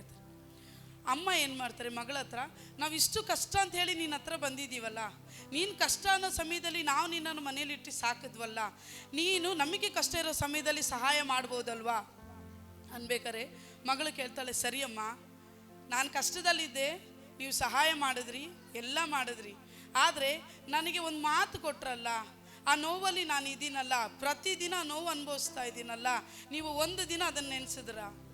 ಏನು ಅಂತ ಕೆಲಸ ಮಾಡಿದ್ವಿ ಅಂತ ಕೇಳಿದಾಗ ಹೇಳ್ತಾರೆ, ನಮ್ಮ ಅಣ್ಣ ಮಗು ಕೊಡ್ತೀನಿ ಅಂತ ಹೇಳ್ದ, ಕೊಟ್ಟಿಲ್ಲ. ನಾನು ಪ್ರತಿಯೊಬ್ಬರು ಮಕ್ಕಳನ್ನ ಹಿಡ್ಕೊಂಡು ಓಡಾಡಬೇಕಾದ್ರೆ, ಅವರು ಮುದ್ದಾಡಬೇಕಾದ್ರೆ, ಅವರು ಡ್ರೆಸ್ಗಳನ್ನ ಕೊಡಿಸ್ಬೇಕಾದ್ರೆ ನನಗೆ ಎಷ್ಟು ನೋವು ಆಗಿರಲ್ಲ. ಒಂದನ್ನು ತಿಳ್ಕೊಡ್ರಿ, ಮಕ್ಕಳು ಇಲ್ಲದೆ ಇರೋರ ಬಳಿಯಲ್ಲಿ ನೀವು ಹೋಗಿ ಕೇಳಿ ನೋಡ್ರಿ, ಆ ನೋವು ಅವರೊಬ್ಬರಿಗೆ ಮಾತ್ರನೇ ಗೊತ್ತಿರುತ್ತೆ. ಹೊರಗಡೆ ಹೇಳ್ಕೊಳಕ್ಕಾಗಲ್ಲ. ಹೇಳ್ಕೊಂಡ್ರೆ ಇವ್ರಿಗೆ ಅದನ್ನು ತೋರಿಸ್ಕೊಂತಾರೆ ಅಂಥದ್ದು ಹೇಳ್ತಾರೆ. ಆದರೆ ಆ ನೋವಿರೋರಿಗೆ ಕೇಳಿ ನೋಡ್ರಿ, ಅವ್ರ ನೋವು ಅವ್ರನ್ನ ಬಿಟ್ಟರೆ ಬೇರೆ ಯಾರಿಂದನೂ ಅರ್ಥ ಮಾಡ್ಕೊಳಕ್ಕೆ, ಅದು ತಂದೆಯಾದ ದೇವರು, ಯೇಸು ಸ್ವಾಮಿ, ಪವಿತ್ರಾತ್ಮನು ಮಾತ್ರನೇ ಅರ್ಥ ಮಾಡ್ಕೊಳಕ್ಕಾಗೋದು. ಕೇಳ್ತಾರೆ, ನಾನು ಅಷ್ಟು ನೋವಲ್ಲಿದ್ನಲ್ಲ, ನೀನು ಮಾಡ್ದ, ನೀನು ಸಹಾಯ ಮಾಡಿದೆ, ನಾನು ಇಲ್ಲ ಅಂತ ಹೇಳಿಲ್ಲ. ನನ್ನ ನೋವಲ್ಲಿ ನೀವು ನೋವು ಇದ್ರ ಜೊತೆಗೆ. ಆಮೇಲೆ ಎಲ್ಲರೂ ಮಾತಾಡಾದ್ಮೇಲೆ ಕೊನೆಗೆ ಹೇಳ್ತಾಳೆ, ಸರಿ ಅಮ್ಮ, ನಾನು ಮಾಡಿದ್ದು ತಪ್ಪೆ, ಸರಿ ನಮ್ಮಣ್ಣ ಮಾಡಿದ್ರು ಸರಿ, ನಾನು ಕ್ಷಮಿಸಬೇಕಾಗಿತ್ತು. ನೀವು ಕಷ್ಟದಲ್ಲಿ ಇರಬೇಕಾದ್ರೆ ನಾನು ನಿಮ್ಮ ಹತ್ರ ಬಂದು ಸಹಾಯ ಮಾಡಬೇಕಾಗಿತ್ತು, ಯಾಕಂದರೆ ನೀವು ನನ್ನ ಕಷ್ಟದಲ್ಲಿದ್ದಾಗ ಸಹಾಯ ಮಾಡಿಲ್ಲ. ಒಂದು ದಿನ ಅವರು ಚರ್ಚಿಗೆ ಹೋದಾಗ ಪಾಸ್ಟ್ ಹೇಳ್ತಾರೆ ಅವ್ರ ಮಗಳಿಗೆ, ನೋಡಮ್ಮ, ನಿನಗೆ ಯಾರೇ ನೋವು ಮಾಡಿರಲಿ, ಏನೇ ನೋವು ಮಾಡಿರಲಿ, ಅವ್ರನ್ನ ಕ್ಷಮಿಸು. ಇವಳು ಡೈಲಿ ಪ್ರೇಯರ್ ಮಾಡ್ತಾಳೆ, ದೇವರೇ ನಾನು ಅವ್ರನ್ನ ಕ್ಷಮಿಸ್ತೀನಿ. ಆದರೆ ಅವಳ ಮನಸ್ಸಲ್ಲಿ ಒಂದೇ ಒಂದು ಇರುತ್ತೆ, ಅಂದರೆ ಆ ಕಹಿ ಇರುತ್ತೆ, ಆ ನೋವು. ಅದರಿಂದ ಅವಳು ಹೊರಗಡೆನೇ ಬಂದಿರಲ್ಲ. ಯಾರು ಮಕ್ಕಳು ನೋಡ್ಬೇಕಾರೆ, ಅಯ್ಯೋ ನಮ್ಮಣ್ಣ ಕೊಡ್ತೀನಿಂದ ಕೊಟ್ಟಿಲ್ಲ, ಆ ಮಾತು ಚುಚ್ತಾನೇ ಇತ್ತು. ಆದರೆ ಆ ಕಹಿ ಭಾವನೆ ಅವಳೊಳಗೆ ಇದ್ದಿದ್ದರಿಂದ ಅವಳ ಜೀವನದಲ್ಲಿ ದೇವರು ಬರೀ ಅವ್ರ ಗಂಡನ ಬಿಸ್ನೆಸ್ ಆಶೀರ್ವಾದ ಮಾಡಿದ್ರೆ ಹೊರತು ಅವಳಿಗೆ ಮಗು ಕೊಟ್ಟಿಲ್ಲ. ಕೊನೆಗೆ ಅವಳು ಏನು ಮಾಡ್ತಾಳೆ, ಅವ್ರ ಅಮ್ಮ, ಅಪ್ಪ, ಅಮ್ಮನ ಹತ್ರ, ಅಣ್ಣನ ಹತ್ರ, ಎಲ್ಲರ ಹತ್ರ ಸಾರಿ ಕೇಳ್ತಾಳೆ, ನನ್ನ ಕ್ಷಮಿಸ್ಬಿಡ್ರಿ, ನೀವು ಕೊಟ್ಟಿಲ್ಲ ಅಂದರೂ ನಿಮ್ಮ ಬಳಿಯಲ್ಲಿ ನಾನು ಕ್ಷಮಾಪಣೆ ಕೇಳಬೇಕಾಗಿತ್ತು, ನಿಮ್ಮ ಬಗ್ಗೆ ನನ್ನ ಹತ್ರ ಕಹಿ ಭಾವನೆ ಇತ್ತು. ಕಹಿ ಭಾವನೆ ಇದ್ದಿದ್ರಿಂದನೇ ನಾನು ಏನು ಮಾಡಿದೆ ಅಂದರೆ, ನಿಮ್ಮನ್ನು ಕ್ಷಮಿಸದೇ ಇರೋ ರೀತಿ ಇದ್ದೆ, ನನ್ನನ್ನು ಕ್ಷಮಿಸ್ರಿ, ನಾನು ಕಹಿ ಭಾವನೆಯನ್ನು ಬಿಡ್ತೀನಿ. ಅಮ್ಮ, ಮಗ, ಮಗಳು 3 ಜನ ಸೇರಿ ದೇವ್ರ ಹತ್ರ ಕ್ಷಮಾಪಣೆ ಕೇಳಿ ಪ್ರೇಯರ್ ಮಾಡ್ತಾರೆ. ಕೊನೆಗೆ ಅವ್ರ ಗಂಡ ಹೆಲ್ಪ್ ಮಾಡ್ತಾರೆ, ಅಣ್ಣನ ಬಿಸ್ನೆಸ್ಸು ಚೆನ್ನಾಗಾಗುತ್ತೆ. ಇವಳಲ್ಲಿದ್ದಂಥ ಕಹಿ ಭಾವನೆ ಹೊರಗಡೆ ಹೋದ ಮೇಲೆ ದೇವರು ಅವಳಿಗೊಂದು ಮಗು ಕೊಟ್ಟು ಆಶೀರ್ವಾದ ಮಾಡ್ತಾರೆ. ಕಾರಣ ಏನಂದರೆ, ನಾವು ಕ್ಷಮಿಸ್ಬಿಡ್ತೀವಿ. ಕ್ಷಮಿಸಿದ ಮೇಲೆ ನಮ್ಮೊಳಗೆ ಆ ಕಹಿ ಭಾವನೆ ಹಾಗೇ ಇರ್ತದೆ. ಕಹಿ ಭಾವನೆ ಯಾಕಿರುತ್ತೆ ಅಂದರೆ, ಅವ್ರು ಮಾಡಿದ್ರು ಅನ್ನೋದ್ರಲ್ಲೇ ಇರುತ್ತೆ. ಯಾವಾಗಲೂ ನಾವೇ, ಅವರು ನಮಗೆ ಕೊಡಬೇಕಾಗಿತ್ತು, ಕೊಟ್ಟಿಲ್ಲ, ಅವ್ರು ಹೀಗೆ ಮಾತಾಡ್ಬಿಟ್ರಲ್ಲ ಅಂತೇಳಿ ಆ ಕಹಿ ಭಾವನೆ ನಮ್ಮೊಳಗಿದ್ರೆ ನಮ್ಮಲ್ಲಿ ಆಶೀರ್ವಾದನೇ ಇರುವುದಿಲ್ಲ. ತಂದೆಯಾದ ದೇವರು ಅದೇ ರೀತಿಯೇ ಆದಿಕಾಂಡದಿಂದ ಇಲ್ಲಿಯವರೆಗೂ ಪ್ರತಿದಿನ ಎಷ್ಟು ಮನುಷ್ಯರು ತಪ್ಪು ಮಾಡ್ತಿರ್ತಾರೆ. ಆದರೂ ಆ ಕ್ಷಣ ದೇವರು ನಾವು ಅವ್ರ ಹತ್ರ ಕ್ಷಮಾಪಣೆ ಕೇಳಬೇಕಾರೆ ಕ್ಷಮಿಸಿ ಆತನು ಮರ್ತಿ ನಮ್ಮನ್ನು ಆಶೀರ್ವಾದ ಮಾಡೋದಕ್ಕೆ ಇಷ್ಟಪಡ್ತಾರೆ. 15 ದಿವಸ ಮುಂಚೆ ಪ್ರವಾದನೆ ಏನು ಬಂತು ಹೇಳ್ರಿ, ನಾನು ನಿಮ್ಮನ್ನು ಆಶೀರ್ವದಿಸೋದಕ್ಕೆ ನಾನು ಬಂದಿದ್ದೇನೆ, ನೀವು ಸಿದ್ಧರಿಲ್ಲ, ನೀವು ಕದ ಬಿಚ್ಚಿ ನನ್ನನ್ನು ಒಳಗೆ ಕರ್ಕೊತಾ ಇಲ್ಲ. ತಂದೆಯಾದ ದೇವರು ನಿಮ್ಮ ಹತ್ರ ಪ್ರವಾದನೆ ಮೂಲಕ ಮಾತಾಡಿದ್ದಿದೆ, ನೀವು ನನ್ನನ್ನು ಒಳಗೆ ಕರ್ಕೊಳ್ಳೋಕ್ಕೆ ರೆಡಿ ಇಲ್ಲ, ನಾನು ರೆಡಿ ಇದ್ದೀನಿ ನಿಮ್ಮನ್ನು ಆಶೀರ್ವಾದ ಮಾಡೋದಕ್ಕೆ. ಅದೇ ರೀತಿ ನಾವು ಕ್ಷಮಾಪಣೆ ಕೇಳಬೇಕು ಅನ್ನೋದೇ ಯೇಸು ಸ್ವಾಮಿ ಇಷ್ಟ. ತನ್ನ ಶಿಷ್ಯರಿಗೆ ಪ್ರಾರ್ಥನೆ ಹೇಳ್ಕೊಡ್ಬೇಕಾದ್ರೆ ಯೇಸು ಸ್ವಾಮಿ ಹೇಳ್ತಾರೆ, ನಮಗೆ ತಪ್ಪು ಮಾಡಿದವರನ್ನು ನಾವು ಕ್ಷಮಿಸುವಂತೆ ನೀನು ನಮ್ಮ ತಪ್ಪುಗಳನ್ನು ಕ್ಷಮಿಸು. ನಾವು ಯಾವಾಗಲೂ ನಮಗೆ ಮಾಡಿದವ್ರಿಗೆ ಹೇಳ್ತೀವಿ, ನಮ್ಮಿಂದ ಆದವ್ರಿಗೆ ಕ್ಷಮಾಪಣೆ ಕೇಳೋದಿಲ್ಲ. ಫಸ್ಟ್ ಹೋಗಿ ಅವ್ರ ಹತ್ರ ನಾವು ಕ್ಷಮಾಪಣೆ ಕೇಳಬೇಕು. ಒಂದು ನಿಮಿಷ ಯೋಚನೆ ಮಾಡಿ ನೋಡ್ರಿ, ನಮ್ಮಿಂದ ಎಷ್ಟು ಜನಕ್ಕೆ ನೋವಾಗಿರಲ್ಲ. ಬರೀ ನಾವು ನಮ್ಮದೇ ದೇವರೇ ನನ್ನ ಕ್ಷಮಿಸು, ನಮ್ಮಿಂದ ಇನ್ನೊಬ್ಬರಿಗಾದ ಕ್ಷಮಾಪಣೆಯನ್ನು ಕೇಳೋದಿಲ್ಲ. ಯಾಕೆ ಕೇಳೋದಿಲ್ಲ ಅನ್ನೋದನ್ನ ಯೇಸು ಸ್ವಾಮಿ ಯಾಕೆ ನಮ್ಮ ತಪ್ಪುಗಳನ್ನು ಕ್ಷಮಿಸಬೇಕು ಅಂತ ಹೇಳ್ತಾರೆ ಅಂದರೆ, ಯಾಕೆಂದರೆ ಯೇಸು ಸ್ವಾಮಿಗೆ ನಮ್ಮ ತಪ್ಪುಗಳನ್ನು ಕ್ಷಮಿಸುವುದಕ್ಕೆ ಅಧಿಕಾರ ಉಂಟು. ನಾವು ಓದ್ಕೊಳ್ಳೋಣ ಮತ್ತಾಯ ಬರೆದ ಸುವಾರ್ಥ ಗ್ರಂಥ 9ನೇ ಅಧ್ಯಾಯ 5 ಮತ್ತು 6. ಮತ್ತಾಯ ಬರೆದ ಸುವಾರ್ಥ ಗ್ರಂಥ 5 ಮತ್ತು 6. ನಿನ್ನ ಪಾಪಗಳು ಕ್ಷಮಿಸಲ್ಪಟ್ಟಿವೆ ಅನ್ನುವುದೋ, ಎದ್ದು ನಡೆ ಅನ್ನುವುದೋ. ಆದರೆ ಪಾಪಗಳನ್ನು ಕ್ಷಮಿಸಿಬಿಡುವುದಕ್ಕೆ ಮನುಷ್ಯ ಕುಮಾರನಿಗೆ ಭೂಲೋಕದಲ್ಲಿ ಅಧಿಕಾರ ಉಂಟೆಂಬುದು ನಿಮಗೆ ತಿಳಿಯಬೇಕು ಎಂದು ಹೇಳಿ ಪಾರ್ಶ್ವವಾಯಿರೋ. ಇಲ್ಲಿ ನಾವು ನೋಡ್ಕೋಬೇಕಾಗಿರೋದು ಒಂದೇ ವಿಷಯ ಅಂದರೆ, ಪಾಪಗಳನ್ನು ಬಿಡುವುದಕ್ಕೆ ಮನುಷ್ಯ ಕುಮಾರನಿಗೆ ಭೂಲೋಕದಲ್ಲಿ ಅಧಿಕಾರ ಉಂಟು. ಮನುಷ್ಯ ಕುಮಾರನಂದರೆ ಯೇಸು ಸ್ವಾಮಿ ನಮಗೋಸ್ಕರ ಶಿಲುಬೆಯ ಮೇಲೆ ರಕ್ತ ಚೆಲ್ಲಿ, ನಮಗೋಸ್ಕರ ಮೊಳೆಗಳನ್ನು ಹೊಡೆಯಲ್ಪಟ್ಟು, ನಮಗೋಸ್ಕರ ಮುಳ್ಳಿನ ಕಿರೀಟವನ್ನು ಹೊತ್ತುಕೊಂಡು ಪ್ರತಿದಿನ ತಂದೆಯಾದ ದೇವರ ಬಳಿಯಲ್ಲಿ ಕೇಳ್ತಿದ್ದಾರೆ, ತಂದೆಯಾದ ದೇವರೇ ನನ್ನ ಮಕ್ಕಳು ಮಾಡಿದಂಥ ತಪ್ಪುಗಳನ್ನು ಕ್ಷಮಿಸು, ನಾನು ಅವರ ತಪ್ಪುಗಳನ್ನು ಕ್ಷಮಿಸಿದಂತೆ ನೀನು ಅವರ ತಪ್ಪುಗಳನ್ನು ಕ್ಷಮಿಸು. ಯಾಕೆಂದರೆ ನಮ್ಮಿಂದ ತುಂಬ ಜನಕ್ಕೆ ನೋವಾಗಿರುತ್ತೆ. ಅದಕ್ಕೆ ಯೇಸು ಸ್ವಾಮಿ ಯಾವಾಗಲೂ ಹೇಳೋದೇನೆಂದರೆ ನಾವು ಇನ್ನೊಬ್ಬರನ್ನು ಯಾವಾಗಲೂ ಕ್ಷಮಿಸಬೇಕು. ಅದಕ್ಕೆ ಪಾರ್ಶ್ವವಾಯು ರೋಗಿನ ತಂದಾಗ ಅಲ್ಲಿ ಸದುಕಾಯರು ಪರಿಸಾಯರು ಪ್ರಶ್ನೆ ಮಾಡಿದಾಗ ಒಂದೇ ಮಾತು ಹೇಳ್ತಾರೆ, ಮನುಷ್ಯ ಕುಮಾರನಿಗೆ ಪಾಪಗಳನ್ನು ಕ್ಷಮಿಸಿಬಿಡುವುದಕ್ಕೆ ಅಧಿಕಾರ ಉಂಟು. ಅಧಿಕಾರ ಅಂದರೆ ಅದು ಯೇಸು ಸ್ವಾಮಿ ಎಲ್ಲರಿಗೂ ಕೊಟ್ಟಿರೋ ಅಧಿಕಾರ, ನಮಗೂ ಅಧಿಕಾರ ಕೊಟ್ಟಿದ್ದಾರೆ. ಏನು ಅಧಿಕಾರ? ನಮಗೆ ನೋವು ಮಾಡಿದವ್ರನ್ನ ನಾವು ಕ್ಷಮಿಸಬೇಕು. ಒಬ್ಬರು ಪಾಸ್ಟರ್ ವೈಫು, ಅವರಿಗೆ ಇದ್ದಕ್ಕಿದ್ದಾಗಿ ಹುಷಾರಿಲ್ಲದೆ ಆಗೋಯ್ತು. ಹಾಸ್ಪಿಟ್ಲಿಗೆಲ್ಲ ಅಡ್ಮಿಟ್ ಮಾಡಿದ್ರು. ಡಾಕ್ಟ್ರ್ ಹೇಳಿದ್ರು ಇನ್ನು 1 ವಾರದಲ್ಲಿ ಅಷ್ಟೇ, ಇನ್ನು 1 ವಾರದಲ್ಲಿ ಅವರು ಸತ್ತೋಗ್ತಾರೆ ಅಂತ ಹೇಳ್ತಾರೆ. ಪಾಸ್ಟ್ರಿಗೆ ಈ ವಿಷಯ ಗೊತ್ತಾದ ತಕ್ಷಣ ಅವ್ರ ವೈಫ್ ಕೇಳ್ತಾರೆ, ಏನು ಹೇಳಿದ್ರು ಡಾಕ್ಟ್ರು? ಹೇಳ್ರಿ. ಇಲ್ಲ, ಈ ವಿಷಯ ನಿನಗೆ ಹೇಳೋಕ್ಕಾಗಲ್ಲ. ಇಲ್ಲ, ನನ್ನ ಹತ್ರ ಹೇಳು. ಏನು ಹೇಳಿದಾಗ, ಇನ್ನು 1 ವಾರ ಅಷ್ಟೇ ನಿನ್ನ ಹತ್ರ ಟೈಮ್ ಇರೋದು, ಇನ್ನು 1 ವಾರದಲ್ಲಿ ನೀನು ಸತ್ತೋಗ್ತೀಯ. ಸರಿ ಆಯಿತು. ಈಗ ಸತ್ತೋಗ್ತೀಯ ಅಂದಮೇಲೆ ಇವ್ರು ಏನು ಮಾಡಿದ್ರು ಅಂದರೆ, ಫಸ್ಟು ದೇವ್ರ ಹತ್ರ ಪ್ರಾರ್ಥನೆ ಮಾಡಿದ್ರು, ದೇವರೇ ನನ್ನ ಕುಟುಂಬ, ನಾನು ಮಾಡ್ತಿರೋ ಸೇವೆ, ವಿಶ್ವಾಸಿಗಳು ಎಲ್ಲವನ್ನು ಬಿಟ್ಟು ಬರ್ತೇನೆ. 2 ಮಕ್ಕಳು, 1 ಗಂಡು 1 ಹೆಣ್ಣು, ಇಬ್ಬರಿಗೆ ಮದುವೆ ಆಗಿಲ್ಲ, 2 ಓದ್ತಾ ಇದ್ದಾರೆ. ಇವರನ್ನೆಲ್ಲ ನಾನು ಬಿಟ್ಟು ಬರಬೇಕು, ನನಗೆ ಧೈರ್ಯ ಕೊಡು ಅಂತೇಳಿ ಫಸ್ಟು ಪ್ರಾರ್ಥನೆ ಮಾಡ್ತಾರೆ. ಕೊನೆಗೆ ಏನು ಮಾಡ್ತಾರೆ, ಮೊದಲು ಅವರ ತಾಯಿ ತಂದೆ, ಅವರು ಅಬ್ರಾಡಲ್ಲಿರೋರು, ಅವ್ರ ತಂದೆ ತಾಯಿ ಅಬ್ರಾಡಲ್ಲಿರೋರನ್ನ ಚೆನ್ನೈಗೆ ಕರೆಸ್ತಾರೆ. ಕರೆಸಿ ಮೊದಲು ಕೇಳೋ ವಿಷಯ, ಅಮ್ಮ ನಾನು ಹುಟ್ಟಿದಂದಿನಿಂದ ಈ ದಿನವರೆಗೂ ನಿನಗೆ ಒಳ್ಳೆ ಮಗಳಾಗಿದ್ದೀನೋ ಇಲ್ಲೋ ನನಗೆ ಗೊತ್ತಿಲ್ಲ, ಆದರೆ ನನ್ನಿಂದ ನಿನಗೆ ಕೆಲವೊಂದು ಬಾರಿ ನೋವು ಆಗಿದೆ, ನನ್ನನ್ನು ಕ್ಷಮಿಸು, ನನ್ನನ್ನು ಕ್ಷಮಿಸು ಅಂಥೇಳಿ ಅವ್ರ ತಾಯಿ ಹತ್ರ ಕ್ಷಮಾಪಣೆ ಕೇಳ್ತಾರೆ. ಆಮೇಲೆ ಅವ್ರ ತಂದೆ ಹತ್ರ ಕೇಳ್ತಾರೆ, ಅವರ ತಮ್ಮನ ಹತ್ರ ಕೇಳ್ತಾರೆ, ತಂಗಿ ಹತ್ರ ಕೇಳ್ತಾರೆ, ಎಲ್ಲರ ಹತ್ರ ಕೇಳ್ತಾರೆ. ಅವ್ರ ಗಂಡನ ಕುಟುಂಬದಲ್ಲಿ ಒಬ್ಬರ ಹತ್ರ ಅದು ಅವರು ಸಮಸ್ಯೆ ಮಾಡಿ ಗಂಡನ ಕುಟುಂಬದವರು ಇವ್ರ ಹತ್ರ ನೋವು ಅನುಭವಿಸಿರ್ತಾರೆ. ಇವ್ರು ಏನು ಮಾಡಿರ್ತಾರೆ, ಕ್ಷಮಿಸಿರ್ತಾರೆ, ಆದರೂ ಆ ಕಹಿ ಭಾವನೆ ಅವರಲ್ಲಿ ಇರುತ್ತೆ. ಕೊನೆಗೆ ಏನು ಮಾಡ್ತಾರೆ, ಅವ್ರನ್ನೂ ಕರೆಸ್ತಾರೆ. ಅವ್ರ ಹತ್ರ ಹೇಳ್ತಾರೆ, ನಿಮ್ಮಿಂದ ನನಗೆ ನೋವಾಗಿದೆ, ನನ್ನಿಂದ ನಿಮಗೆ ನೋವಾಗಿದೆ, ಆದರೆ ಒಂದೇ ಒಂದು, ನಾನು ನಿಮಗೆ ಕಾಲಿಗೆ ಬಿದ್ದು ಕ್ಷಮಾಪಣೆ ಕೇಳ್ತೇನೆ, ನನ್ನನ್ನು ಕ್ಷಮಿಸ್ರಿ. ಯಾಕಂದರೆ ಈ ಕಹಿ ಭಾವನೆ ನನ್ನಲ್ಲಿ ಇರಬಾರ್ದು, ನನ್ನನ್ನು ಕ್ಷಮಿಸ್ರಿ. ನಿಮ್ಮಿಂದ ನೋವಾಗಿದೆ ನನಗೆ, ಅದನ್ನು ನಾನು ಕ್ಷಮಿಸ್ತೇನೆ, ನೀವು ಅದೇ ರೀತಿ ನನ್ನನ್ನು ಕ್ಷಮಿಸ್ರಿ ಅಂತೇಳಿ ಕ್ಷಮಾಪಣೆ ಕೇಳ್ತಾರೆ. ಕೊನೆಗೆ ಅವ್ರ ಗಂಡನ ಹತ್ರ ಕೇಳ್ತಾರೆ, ನಾನು ಇವತ್ತಿನವರೆಗೂ ನಿಮಗೆ ಒಳ್ಳೆ ಹೆಂಡತಿ ಆಗಿದ್ದೀನ ಇಲ್ಲೋ ನನಗೆ ಗೊತ್ತಿಲ್ಲ, ಆದರೆ ಎಲ್ಲೋ ಒಂದು ಸಲ ಆದರೂ ಎಲ್ಲೋ ಒಂದು ಸಲ ನಾನು ನಿಮಗೆ ತಪ್ಪಾಗಿ ನಡ್ಕೊಂಡಿರ್ತೀನಿ, ನೋವಾಗಂಗೆ ಮಾತಾಡಿರ್ತೀನಿ, ನೋವು ಆಗೋ ರೀತಿ ನಡೆದಿರ್ತೀನಿ, ನೀವು ಹೇಳಿರೋ ಮಾತು ಕೇಳದೇ ಇರ್ತಿರ್ತೀನಿ, ನನ್ನನ್ನು ಕ್ಷಮಿಸ್ರಿ. ಇಲ್ಲಮ್ಮ, ನಿನ್ನಂಥ ಹೆಂಡತಿ ದೇವರು ಕೊಟ್ಟಿದ್ದಕ್ಕೆ ನಾನು ದೇವ್ರಿಗೆ ಸ್ತೋತ್ರ ಹೇಳ್ತೀನಿ, ಹೌದು ಅದನ್ನು ನಾನು ಒಪ್ಕೊತೀನಿ, ನಿಮ್ಮಂಥ ಒಳ್ಳೆ ಗಂಡನಿಗೆ ನನ್ನಂಥ ಹೆಂಡತಿ ದೇವ್ರು ಕೊಟ್ಟಿದ್ದಕ್ಕೆ ದೇವ್ರಿಗೆ ನಾನು ಸ್ತೋತ್ರ ಹೇಳ್ತೇನೆ, ಆದರೂ ನೀವು ನನ್ನ ಕ್ಷಮಿಸ್ರಿ. ಈಗ ಇಲ್ಲಿರೋರು ಎಲ್ಲರಿಗೂ ಒಂದೊಂದು ಕುಟುಂಬ ಇದೆ, ಎಲ್ಲರಿಗೂ ಗಂಡ ಇದ್ದಾರೆ, ಎಲ್ಲರಿಗೂ ಹೆಂಡ್ತಿದ್ದಾರೆ. ಆದರೆ ಒಂದೇನೆಂದರೆ, ಗಂಡ ಕೆಲವೊಂದು ಬಾರಿ ಚುಚ್ಚು ಮಾತುಗಳನ್ನು ಆಡಬೇಕಾದ್ರೆ ಕೆಲವೊಂದು ಸಲ ಹೆಂಡ್ತಿಯರು ಸಹಿಸ್ಕೊಂಡು ಹೋದ್ರೂ ಒಂದಲ್ಲ ಒಂದು ಸಲ ಆ ಮಾತು ಚುಚ್ಚುತ್ತೆ. ನಾವು ಮನುಷ್ಯರಾಗಿರೋದ್ರಿಂದ ಮಾತುಗಳು ಚುಚ್ಚುತ್ತೆ. ಹೊಡೆತ ಮರಿಬೋದು, ಆದರೆ ಮಾತುಗಳು ಮಾತ್ರ ಯಾವತ್ತೂ ಎಲ್ಲೂ ಹೋಗಲ್ಲ. ಅದು ಹಾಗೆ ನೆನಪಲ್ಲಿ ಇರುತ್ತೆ. ಗಂಡಂದಿರು ಮಾತ್ರನೇ ತಪ್ಪಿರೋಲ್ಲ, ಹೆಂಡ್ತಿಯರದು ಇರುತ್ತೆ. ಕೆಲವೊಂದು ಸಾರಿ ಹೆಂಡ್ತಿಯರು ಮಾಡುವಂಥ ತಪ್ಪುಗಳು ಗಂಡಂದಿರಿಗೆ ನೋವಾಗಿರುತ್ತೆ. ಅವಾಗ ಅವ್ರು ಏನು ಮಾಡ್ತಾರೆ, ಇವ್ರನ್ನ ಮದುವೆ ಆಗೋಕ್ಕಿಂತ ಬೇರೆ ಯಾರನ್ನಾದ್ರೂ ಮದುವೆ ಆಗಿದ್ರೆ ಒಳ್ಳೇದಾಗಿರುತ್ತೆ, ಆ ಮಾತುಗಳು ಹೊರಡುತ್ತೆ. ಕೆಲವೊಂದು ಬಾರಿ ಆ ಮಾತುಗಳು ಹೆಂಡತಿಯಾಗಿರಲಿ ಗಂಡನಾಗಿರಲಿ ಸಹಿಸಲಿಕ್ಕೆ ಆಗದೇ ಇರುವಂಥ ಮಾತುಗಳು ಮನುಷ್ಯ ಸಿಟ್ಟಲ್ಲಿರುವಾಗ ಬರುತ್ತೆ, ಈ ಮಾತುಗಳು ಬರುತ್ತೆ. ಅದರಿಂದ ಪ್ರತಿಯೊಂದು ಕುಟುಂಬದಲ್ಲಿರುವ ಪ್ರತಿಯೊಬ್ಬರು ಗಂಡಸರಾಗಲಿ ಹೆಂಗಸರಾಗಲಿ, ನಿಮ್ಮ ಕುಟುಂಬದಲ್ಲಿರುವ ಗಂಡನಿಗೆ ವಾಕ್ಯ ಹೇಳ್ತದೆ, ಗಂಡನಿಗೆ ಸಲ್ಲಬೇಕಾದ ಮರ್ಯಾದೆಯನ್ನು ಸಲ್ಲಿಸ್ರಿ ಅಂತಾರೆ. ಅದೇ ರೀತಿ ಹೆಂಡತಿಗೆ ಹೇಳ್ತಾರೆ, ಹೆಂಡತಿಯರ ವಿಷಯದಲ್ಲಿ ನಿಮ್ಮ ಹೆಂಡತಿಯರಿಗೆ ಪ್ರೀತಿ ಮಾಡಿರಿ. ಬರೀ ಗಂಡಂದಿರು ನಮಗೆ ಅಧಿಕಾರ ಉಂಟು, ನಮಗೆ ಎಲ್ಲನೂ ಮಾಡಬೇಕು, ನಮಗೆ ಎಲ್ಲ ಮಾಡಬೇಕು, ಆದರೆ ಹೆಂಡತಿಯರಿಗೆ ಕೊಡಬೇಕಾದಂಥ ಪ್ರೀತಿಯನ್ನು ಕೊಡೋದಿಲ್ಲ, ಅವರಿಗೆ ಕೊಡಬೇಕಾದಂಥ ಗೌರವವನ್ನು ಕೊಡೋದಿಲ್ಲ. ಯಾಕೆ ಕೊಡೋದಿಲ್ಲ? ನಾವು ಗಂಡಸರು. ಕೆಲವೊಬ್ರು ಹೆಂಗಸರು ಅಂತ ಹೇಳ್ತಾರೆ, ನಾವೇ ಎಲ್ಲ ನೋಡ್ಕೊಳ್ಳೋದು, ನನ್ನ ಗಂಡ ಕೆಲ್ಸಕ್ಕೆ ಹೋಗೋಲ್ಲ, ನನ್ನ ಗಂಡ ಎಲ್ಲ ನನ್ನ ಕೈಲಿ ಕೊಡೋದ್ರಿಂದ ಎಲ್ಲ ಜವಾಬ್ದಾರಿ ನಾನೇ ಮಾಡ್ತೀನಿ.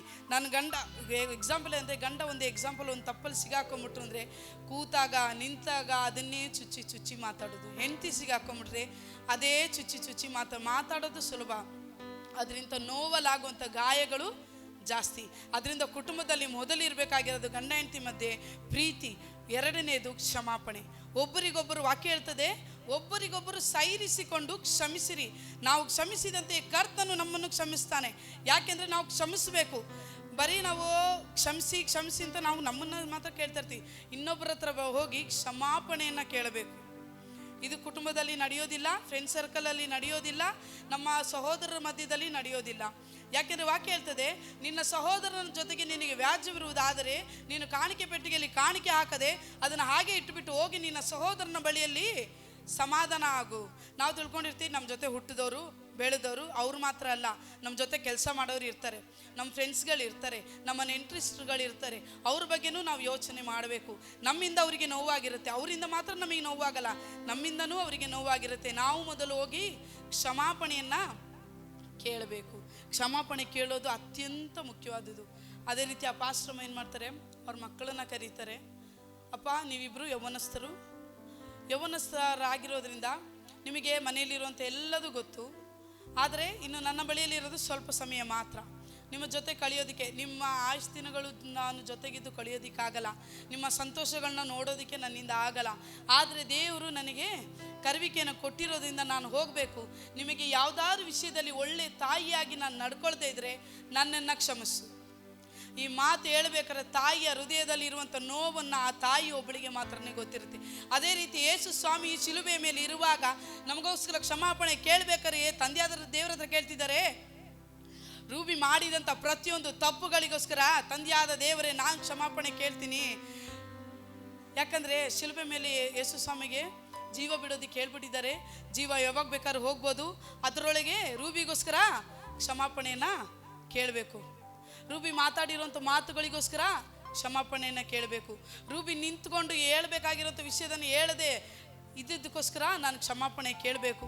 ಎಲ್ಲ ವಿಷಯದಲ್ಲೂ ಅದಕ್ಕೆ ಯೇಸು ಸ್ವಾಮಿ ಏನು ಮಾಡ್ತಾರೆ, ಆತನ ಜೀವ ಹೋಗುವುದಕ್ಕಿಂತ ಮುಂಚೆ ಮೊದಲನೇದಾಗಿ ಫಸ್ಟು ಶಿಲುಬೆಯನ್ನು ಹತ್ತಿದ ತಕ್ಷಣ ಕೇಳೋದು, ತಂದೆಯೇ ಇವರನ್ನು ಕ್ಷಮಿಸು. ಆ ಮಾತಿಗೆ ಬೆಲೆ ಉಂಟು.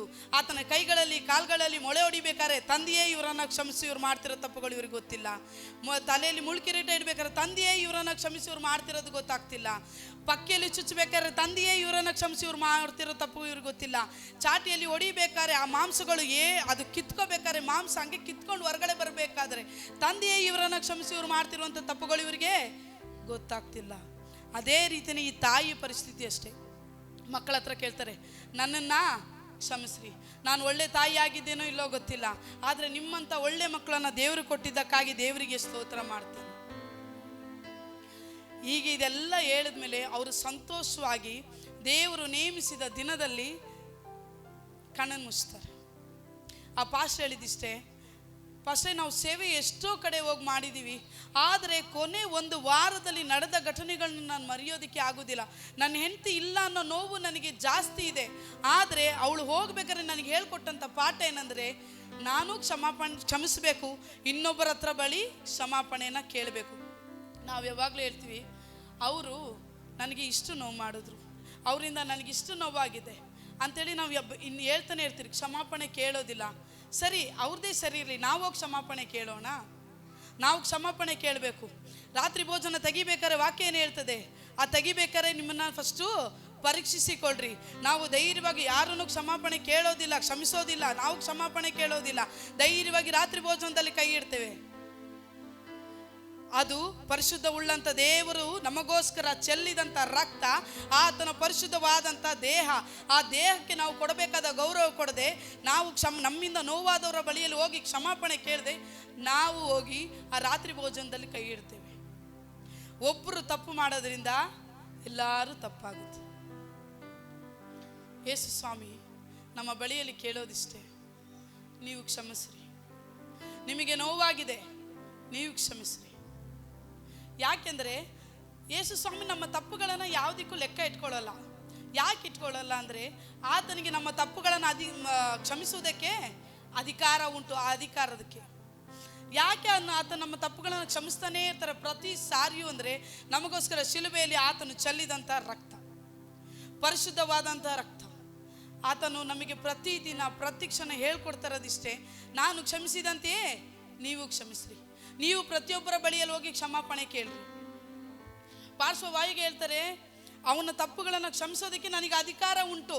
ಅಂತೇಳಿ ಅಧಿಕಾರದಲ್ಲಿ ಅವನು ಪಾಪವನ್ನು ಕ್ಷಮಿಸ್ತಾರೆ. ಶಿಲುಬೆಯಲ್ಲಿ ದೇವರೇ ಇವರು ಮಾಡಿದಂಥ ತಪ್ಪುಗಳಿಗೋಸ್ಕರ ನಾನು ಕ್ಷಮಾಪಣೆ ಕೇಳ್ತೇನೆ, ನನ್ನನ್ನು ಕ್ಷಮಿಸು.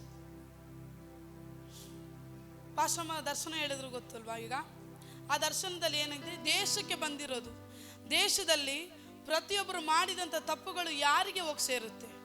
ಪ್ರಾರ್ಥನೆ ಮಾಡದೇ ಇರುವಂಥ ನಮ್ಮನ್ನು ಬಂದು ಸೇರುತ್ತೆ. ಒಂದಲ್ಲ ಒಂದು ದಿನ ನೀವು ದೇವ್ರ ಬಳಿಯಲ್ಲಿ ಹೋಗ್ತೀರಾ, ನೀವು ನಿಲ್ತೀರಾ. ಯೇಸು ಸ್ವಾಮಿ ನ್ಯಾಯಾಧಿಪತಿ ಚೇರಲ್ಲಿ ಕೂತಿರ್ತಾರೆ, ಒಂದೇ ಒಂದು ಮಾತು ಕೇಳ್ತಾರೆ, ನಾನು ನಿನಗೋಸ್ಕರ ರಕ್ತ ಚೆಲ್ದೆ, ನಾನು ರಕ್ಷಣೆ ಮಾರ್ಗಕ್ಕೆ ತಂದೆ, ನಿನ್ನ ಎಲ್ಲ ತಪ್ಪುಗಳನ್ನು ಕ್ಷಮಿಸಿದೆ, ನಿನ್ನನ್ನು ಭೂಮಿಯಲ್ಲಿ ಜೀವಂತವಾಗಿಟ್ಟೆ, ಈಗ ನಾನು ಮುಂದೆ ಬಂದಿದ್ಯಾ, ನೀನು ಇನ್ನೊಬ್ಬರಿಗೋಸ್ಕರ ಯಾವಾಗ ಕ್ಷಮಾಪಣೆ ಕೇಳಿ ಪ್ರಾರ್ಥನೆ ಮಾಡಿದೆ ಅಂತ ಪ್ರಶ್ನೆ ಕೇಳ್ತಾರೆ. ನಿಮ್ಮಲ್ಲಿ ಎಷ್ಟು ಜನ ಉತ್ತರ ಕೊಡ್ತೀರಾ? ಎಷ್ಟು ಜನ ಉತ್ತರ ಕೊಡಲಿಕ್ಕೆ ನಮಗೆ ಧೈರ್ಯ ಉಂಟು? ಹೌದು ದೇವರೇ, ನಾನು ಈ ತಪ್ಪಿಗೋಸ್ಕರ ಕ್ಷಮಾಪಣೆ ಕೇಳಿ ಪ್ರಾರ್ಥನೆ ಮಾಡಿದೆ, ದೇಶದಲ್ಲಿ ಈ ಅದ್ಭುತ ಆಗಲಿ ಅಂತ ಕ್ಷಮಾಪಣೆ ಕೇಳಿ ಪ್ರಾರ್ಥನೆ ಮಾಡಿದೆ, ನಮ್ಮನ್ನ ಅಕ್ಕಪಕ್ಕದ ಮನೆಯವರು ಮಾಡಿದಂಥ ತಪ್ಪಿಗಳಿಗೋಸ್ಕರ ನಾನು ಕ್ಷಮಾಪಣೆ ಕೇಳಿದೆ, ಮಾತಿನಲ್ಲಿ ಮಾಡಿದಂಥ ನೋವುಗಳಿಗೋಸ್ಕರ ಕ್ಷಮಾಪಣೆ ಕೇಳಿದೆ, ಅವರ ಕೃತ್ಯಗಳಲ್ಲಿ ಮಾಡಿದಂಥ ಕ್ಷಮಾಪಣೆ ಕೇಳಿದೆ, ಎಲ್ಲದಕ್ಕೂ ಕ್ಷಮಾಪಣೆ ಕ್ಷಮಾಪಣೆ ಕ್ಷಮಾಪಣೆ ಕ್ಷಮಾಪಣೆ ನಾನು ಕೇಳಿದೆ ಅಂತೇಳಿ ನಾವು ಹೇಗೆ ಹೋಗಿ ದೇವರ ಹತ್ರ ಧೈರ್ಯವಾಗಿ ಹೇಳೋದಕ್ಕೆ ಸಾಧ್ಯ?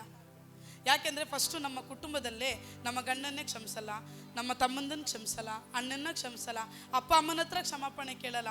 ನಾವೆಲ್ಲರೂ ಅಪ್ಪ ಅಮ್ಮನ ಹತ್ರ ಬೆಳೆದಿದ್ದೀವಿ, ಇವತ್ತಿನವರೆಗೂ ನಮಗೆಲ್ಲ ದೇವ್ರ ಕೃಪೆಯಿಂದ ಅಪ್ಪ ಅಮ್ಮ ಕೊಟ್ಟಿದ್ದಾರೆ. ನಮ್ಮ ತಂದೆ ತಾಯಿಗಳಿಗೆ ನಾವು ಯಾವ ವಿಷಯದಲ್ಲಿ ನೋವು ಕೊಡದೇ ಇದ್ದೀವಿ? ನಾವು ಬೆಳೆದಿರ್ಬೋದು, ನಮಗೊಂದು ಕುಟುಂಬ ಇರ್ಬೋದು, ಎಲ್ಲ ಇರ್ಬೋದು, ನಾವು ಕ್ಷಮಾಪಣೆ ಕೇಳ್ದಿದ್ದೀವಿ ತಾನೆ? ನಾವು ಅವ್ರಿಗೆ ನೋವು ಕೊಟ್ಟಿದ್ದೀವಿ ತಾನೆ? ಅವ್ರ ಮಾತಿಗೆ ಎದುರು ಮಾತು ಅವರು ಸರಿನೇ ಇರಲಿ, ಇಲ್ಲ ಅವರು ತಪ್ಪೇ ಇರಲಿ, ಆದರೆ ನಾವು ಅವ್ರ ಮಾತಿಗೆ ಎದುರು ಮಾತಾಡಿದ್ದೀವಿ ತಾನೆ? ಯೇಸು ಸ್ವಾಮಿ 30 ವರ್ಷ ಮರಿಯಳ ಬಳಿಯಲ್ಲಿ ಆತನು ಇರ್ಬೇಕಾರೆ ಒಂದೇ ಒಂದು ಮಾತು ಎದುರು ಮಾತಾಡೋದೇ ಇಲ್ಲ. ಯೇಸು ಸ್ವಾಮಿ ನಮಗೆ ಬೆಸ್ಟ್ ಎಕ್ಸಾಂಪಲ್. ಮಕ್ಕಳು ಅಂದರೆ ಯೇಸು ಸ್ವಾಮಿ ಥರ ಇರಬೇಕು. ಯಾಕೆಂದರೆ ಅವರ ತಂದೆ ತೀರಿ ಹೋದ್ಮೇಲೆ ತನ್ನ ತಾಯಿ ಕಷ್ಟಪಡೋದನ್ನು ನೋಡಿ ತನ್ನ ಕುಟುಂಬವನ್ನು, ತನ್ನ ತಂಗಿಯರು ತಮ್ಮಂದಿರು ಎಲ್ಲರನ್ನ ನೋಡ್ಕೋಬೇಕು ಅಂತ ತಾಯಿಗೆ ಎಲ್ಲ ರೀತಿಯಲ್ಲೂ ಸಹಾಯ ಮಾಡ್ತಾರೆ.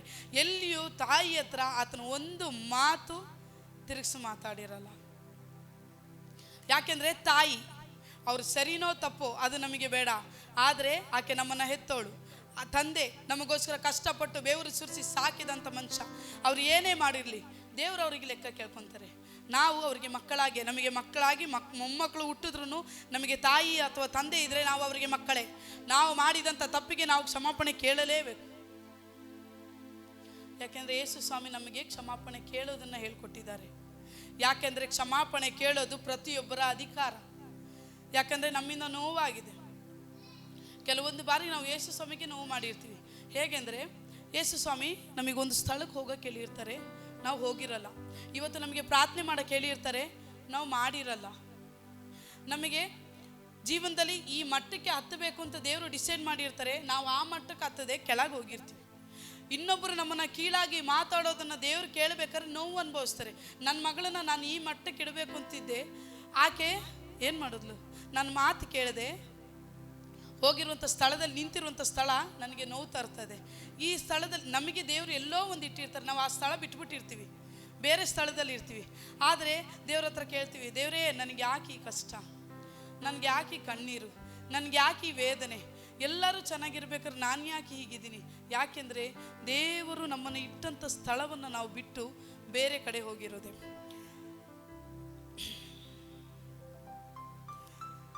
ನಮ್ಮ ಅಪರಾಧಗಳನ್ನು ದೇವರು ಕ್ಷಮಿಸಿ ಲೆಕ್ಕಕ್ಕೆ ತೆಗೆದುಕೊಳ್ಳೋದಿಲ್ಲ. ಕೀರ್ತನೆ 103ನೇ ಅಧ್ಯಾಯ 3ನೇ ವಾಕ್ಯ 9-10 ಒಂದ್ಸಲ ಓದ್ಕೊಳ್ಳೋಣ. ಕೀರ್ತನೆ 103 ಓದಪ್ಪ. ಆತನು ನಿನ್ನ ಎಲ್ಲಾ ಅಪರಾಧಗಳನ್ನು ಕ್ಷಮಿಸುವವನು, ಸಮಸ್ತ ರೋಗಗಳನ್ನು ವಾಸಿ ಮಾಡುವವನು. 9 ಆತನು ಯಾವಾಗಲೂ ತಪ್ಪು ಹುಡುಕುವವನಲ್ಲ, ನಿತ್ಯವೂ ಕೋಪಿಸುವವನಲ್ಲ. 10 ನಮ್ಮ ಪಾಪಗಳಿಗೆ ಸರಿಯಾಗಿ ನಮ್ಮನ್ನು ಶಿಕ್ಷಿಸಲಿಲ್ಲ, ನಮ್ಮ ಅಪರಾಧಗಳಿಗೆ ತಕ್ಕಂತೆ ದಂಡಿಸಲಿಲ್ಲ. ಇವತ್ತಿನವರೆಗೂ ನಾವು ಜೀವಂತವಾಗಿದ್ದೀವಿ, ಸಂತೋಷವಾಗಿದ್ದೀವಿ. ಮನೆಯಲ್ಲಿ ಕಷ್ಟನೋ ದುಃಖನೋ ನಾವು ಸ್ವಲ್ಪ ಆದರೂ ಮತ್ತೊಬ್ಬರನ್ನ ಹೋಲಿಸ್ಕೊಂಡ್ರೆ ನೆಮ್ಮದಿಯಾಗಿದ್ದೀವಿ. ಇದಕ್ಕೆ ಕಾರಣ ಏನಂದರೆ ತಂದೆಯಾದ ದೇವರು ಯೇಸು ಸ್ವಾಮಿ ನಮ್ಮ ಅಪರಾಧಗಳನ್ನು ಲೆಕ್ಕಕ್ಕೆ ತೆಗೆದುಕೊಂಡಿಲ್ಲ. ಯಾಕಂದರೆ ಫಸ್ಟು ವಾಕ್ಯ ಹೇಳುತ್ತದೆ 3ನೇ ವಾಕ್ಯ, ಆತ ನಿನ್ನ ಎಲ್ಲ ಅಪರಾಧಗಳನ್ನು ಕ್ಷಮಿಸುವವನು. ನಾವು ಕ್ಷಮಾಪಣೆ ಅಂತ ಕೇಳಿದ ತಕ್ಷಣ ನಮ್ಮ ಎಲ್ಲ ತಪ್ಪುಗಳನ್ನು ಕ್ಷಮಿಸಿ ಆತನು ಡಿಲೀಟ್ ಮಾಡಿಬಿಡ್ತಾರೆ. ಆತನ ಕಹಿ ಅದನ್ನು ತೆಗೆದಾಕ್ಬಿಡ್ತಾರೆ. ಈ ತಪ್ಪು ನನ್ನ ಮಕ್ಕಳು ಮಾಡಿದ್ದಾರೆ ಅನ್ನೋದನ್ನ ಮರ್ತು ಬಿಟ್ಟಿರ್ತಾರೆ ದೇವರು. ಆತನು ಯಾವಾಗಲೂ ತಪ್ಪು ಹುಡುಗೋನಲ್ಲ. ನಾವು ಮನುಷ್ಯರಾಗಿರೋದ್ರಿಂದ ಯಾರಾದ್ರೂ ಏನೇ ಒಂದು ಮಾಡೋದು, ನೀನು ಈ ತಪ್ಪು ಮಾಡಿದೆ ಅಲ್ಲ, ನೀನು ಇದು ಮಾಡಿದೆ, ನೀನು ಹಾಗೆ ಮಾಡಿದೆ, ನೀನು ಯಾಕೆ ಅಲ್ಲಿದ್ದೆ, ನೀನು ಯಾಕೆ ಹಿಂಗಿದ್ದೆ, ನೀನು ಯಾಕೆ ಈ ಥರ ಡ್ರೆಸ್ ಹಾಕಿದ್ಯಾ, ನೀನು ಯಾಕೆ ಹಿಂಗಿದ್ಯಾ, ನೀನು ಏನು ಮಾಡ್ತಿದ್ಯಾ, ನೀನು ಹಂಗಿದೆ, ಎಷ್ಟು ನಾವು ಪ್ರಶ್ನೆ ಕೇಳ್ತೀವಿ. ಆದರೆ ಯೇಸು ಸ್ವಾಮಿ ನಮ್ಮ ಹತ್ರ ಪ್ರಶ್ನೆ ಕೇಳಲ್ಲ. ಯಾಕಂದರೆ ನಮ್ಮ ಹತ್ರ ಆತನ ಯಾವತ್ತೂ ಕೋಪ ಮಾಡ್ಕೊಳ್ಳೋದೇ ಇಲ್ಲ. ನಾವು ಎಷ್ಟೇ ತಪ್ಪು ಮಾಡಿದ್ರು ಕ್ಷಮಿಸ್ತಾರೆ. ಅದನ್ನು ಅಲ್ಲೇ ಬಿಟ್ಟು ಮುಂದೆ ಹೋಗ್ತಾ ಇದ್ದಾರೆ. ಯಾಕೆಂದರೆ ನಮ್ಮನ್ನು ಆಶೀರ್ವದಿಸೋದಕ್ಕಾಗಿ.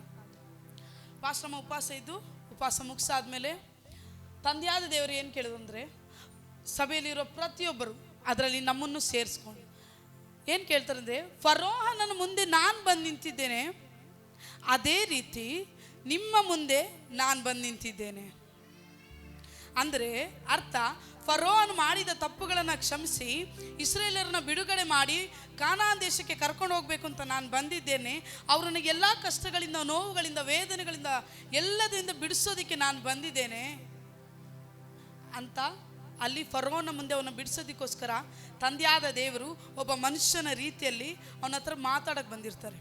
ಅದೇ ರೀತಿ ನಮ್ಮೆಲ್ಲರ ಬಳಿಯಲ್ಲೂ ತಂದೆಯಾದ ದೇವರು ಏನು ಹೇಳಿದ್ರು, ಫರೋಹನನ ಮುಂದೆ ಬಂದು ಹೇಗೆ ನಿಂತಿದ್ದೀನೋ ಅದೇ ರೀತಿ ನಿಮ್ಮೆಲ್ಲರ ಮುಂದೆ ಬಂದು ನಾನು ನಿಂತಿದ್ದೇನೆ, ನಿಮ್ಮನ್ನು ಬಿಡುಗಡೆಗೊಳಿಸುವುದಕ್ಕಾಗಿ, ನಿಮ್ಮನ್ನು ಆಶೀರ್ವದಿಸುವುದಕ್ಕಾಗಿ, ನಿಮ್ಮನ್ನು ಅನೇಕ ಜನರು ತಲೆ ಎತ್ತಿ ನೋಡೋ ರೀತಿ ನಾನು ಮಾಡುವುದಕ್ಕಾಗಿ ನಿಮ್ಮ ಬಳಿಗೆ ಬಂದಿದ್ದೀನಿ ಅಂತ ದೇವರು ಹೇಳಿದ್ರು. ನಾವು ಎಷ್ಟು ಜನ ನಮ್ಮನ್ನು ನಾವು ಬದಲಾಯಿಸ್ಕೊಂಡಿದ್ದೀವಿ? ನಾವು ಎಷ್ಟು ಜನ ನಮಗೆ ನೋವು ಕೊಟ್ಟವ್ರ ಹತ್ರ ಹೋಗಿ, ನೀನು ನನಗೆ ನೋವು ಕೊಟ್ಟಿದ್ಯಾ, ನನ್ನನ್ನು ಕ್ಷಮಿಸು, ಇನ್ಮೇಲೆ ನಾನು ನಿನ್ನ ಜೊತೆ ಒಳ್ಳೆ ವ್ಯವಹಾರ ಮಾಡ್ತೇನೆ, ನೀನು ತಪ್ಪು ಮಾಡಿದ್ಯಾ, ನನಗೆ ನೋವಾಗಿದೆ, ನನ್ನ ಮನಸ್ಸಲ್ಲಿ ಕಹಿ ಇದೆ, ಆದರೂ ನನ್ನನ್ನು ಕ್ಷಮಿಸು. ಯಾವಾಗ ಕೇಳಿದ್ದೀವಿ? ನಾವು ಯಾರ ಹತ್ರನೂ ಕೇಳಿಲ್ಲ. ಆದರೆ ಯೇಸು ಸ್ವಾಮಿ ಈಗಲೂ ಈ ದಿನಾನು ಯಾವಾಗಲೂ ಹೇಳ್ತಾರೆ, ಫರೋಹನ ಮುಂದೆ ಬಂದು ನಿಂತ ಹಾಗೆ ನಿಮ್ಮೆಲ್ಲರ ಮುಂದೆ ಬಂದು ನಿಂತಿದ್ದೀನಿ. ಅದಕ್ಕೆ ಮತ್ತೊಂದು ಸಾರಿ ಪ್ರವಾದನೆ ಮೂಲಕ 15 ದಿವಸ ಮುಂಚೆ ಹೇಳಿದ್ರು, ನಾನು ನಿಮ್ಮನ್ನು ಆಶೀರ್ವದಿಸೋದಕ್ಕೆ ನಾನು ಬಂದಿದ್ದೇನೆ, ನೀವು ಸ್ಥಳ ಕೊಡದೆ ನೀವು ಹಾಗೇ ಇದ್ದೀರಾ, ಯಾಕೆಂದರೆ ನಾನು ನಿಮ್ಮನ್ನು ಆಶೀರ್ವದಿಸಬೇಕು. ಕದ ತಡ್ತಾ ಇದ್ದೀನಿ, ಕದ ಬಿಚ್ಚಿರಿ ಅಂದರೆ ನಮ್ಮ ಮನಸ್ಸಿನ ಕದ, ನಮ್ಮಲ್ಲಿರುವಂಥ ಎಲ್ಲ ತಪ್ಪುಗಳನ್ನು ಬಿಟ್ಟುಬಿಟ್ರೆ ಯೇಸು ಸ್ವಾಮಿ ನಮ್ಮೊಳಗೆ ಬರ್ತಾರೆ, ನಮ್ಮ ಜೀವನ ಆಶೀರ್ವದಿಸಲ್ಪಡುತ್ತೆ.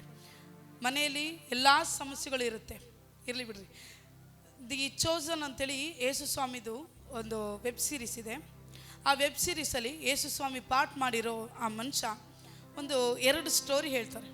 ಏನಂದರೆ, ಯೇಸು ಸ್ವಾಮಿ ಶಿಲುಬೆಗೆ ಹಾಕಲ್ಪಟ್ಟಂಥ ಸೀನ್ ಅವರು ಶೂಟ್ ಮಾಡ್ತಾ ಇದ್ದಾರೆ. ಅಲ್ಲಿ ಯೇಸು ಸ್ವಾಮಿಗೆ ಮೊಳೆಗಳೆಲ್ಲ ಹೊಡಿತಾ ಇರೋದು, ಚಾಟಿ ಹೇಟು, ಮುಳ್ಕಿರೀಟ ಎಲ್ಲ ಇಡೋದನ್ನು ಶೂಟಿಂಗ್ ಸ್ಪಾಟಲ್ಲಿ ಶೂಟಿಂಗ್ ಮಾಡ್ತಾಯಿದ್ದಾರೆ. ಒಬ್ಬ ಮನುಷ್ಯ ದೂರದಿಂದ ನಿಂತ್ಕೊಂಡು ಆ ಶೂಟಿಂಗ್ ನೋಡ್ತಾ ಇದ್ದಾನೆ. ಈ ಶೂಟಿಂಗ್ ಎಲ್ಲ ಮುಗಿಸಾದ್ಮೇಲೆ ಬ್ರೇಕ್ ಕೊಡ್ತಾರೆ. ಬ್ರೇಕ್ ಕೊಟ್ಟಾಗ ಆ ಯೇಸು ಸ್ವಾಮಿ ಆ್ಯಕ್ಟ್ ಮಾಡೋಂಥ ಮನುಷ್ಯ ಆ ಶೂಟಿಂಗ್ ಸ್ಪಾಟಿಂದ ದೂರ ಬರ್ತಾರೆ. ಬಂದಿದ್ದ ತಕ್ಷಣ ಆ ಒಬ್ಬ ಮನುಷ್ಯ ಏನು ಮಾಡ್ತಾನೆ, ಓಡಿ ಬಂದು, ಯೇಸುವೇ ನನ್ನ ಕ್ಷಮಿಸು, ನಾನು ಮಾಡಿದಂಥ ಎಲ್ಲ ತಪ್ಪುಗಳನ್ನು ನನ್ನ ಕ್ಷಮಿಸು, ನೀನು ನನ್ನ ಕ್ಷಮಿಸು. ಅವ್ರು ಹೇಳ್ತಿದ್ದಾರೆ, ಅಪ್ಪ ನಾನು ಯೇಸು ಸ್ವಾಮಿ ಆ್ಯಕ್ಟ್ ಮಾಡಿದ್ದೀನಿ, ಆದರೆ ನಾನು ಯೇಸು ಸ್ವಾಮಿ ಅಲ್ಲ, ನಾನು ಹೇಳ್ತಿರೋದು ಕೇಳ್ಕೊ, ನಾನು ಯೇಸು ಸ್ವಾಮಿ ಅಲ್ಲ, ನಾನು ಯೇಸು ಸ್ವಾಮಿ ಥರ ಆ್ಯಕ್ಟ್ ಮಾಡಿದ್ದೀನಿ ಅಷ್ಟೇ. ಇಲ್ಲ, ನೀನೇ ಯೇಸು ಸ್ವಾಮಿ, ನನಗೆ ನೀನು ಶಿಲುಬೆಯಲ್ಲಿ ನನಗೋಸ್ಕರ ಜಡಿಯಲ್ಪಟ್ಟಿದ್ಯಾ.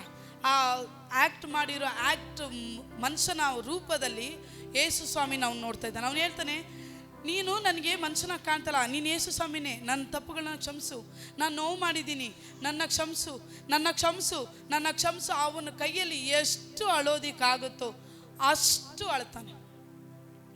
ಇಲ್ಲೊಬ್ಬ ವ್ಯಕ್ತಿ ಹೇಳ್ತಾ ಇರ್ತಾನ, ಇನ್ನೊಬ್ಬ ವ್ಯಕ್ತಿ ಅಲ್ಲಿ ಕ್ಯಾಮ್ರಾಮನ್.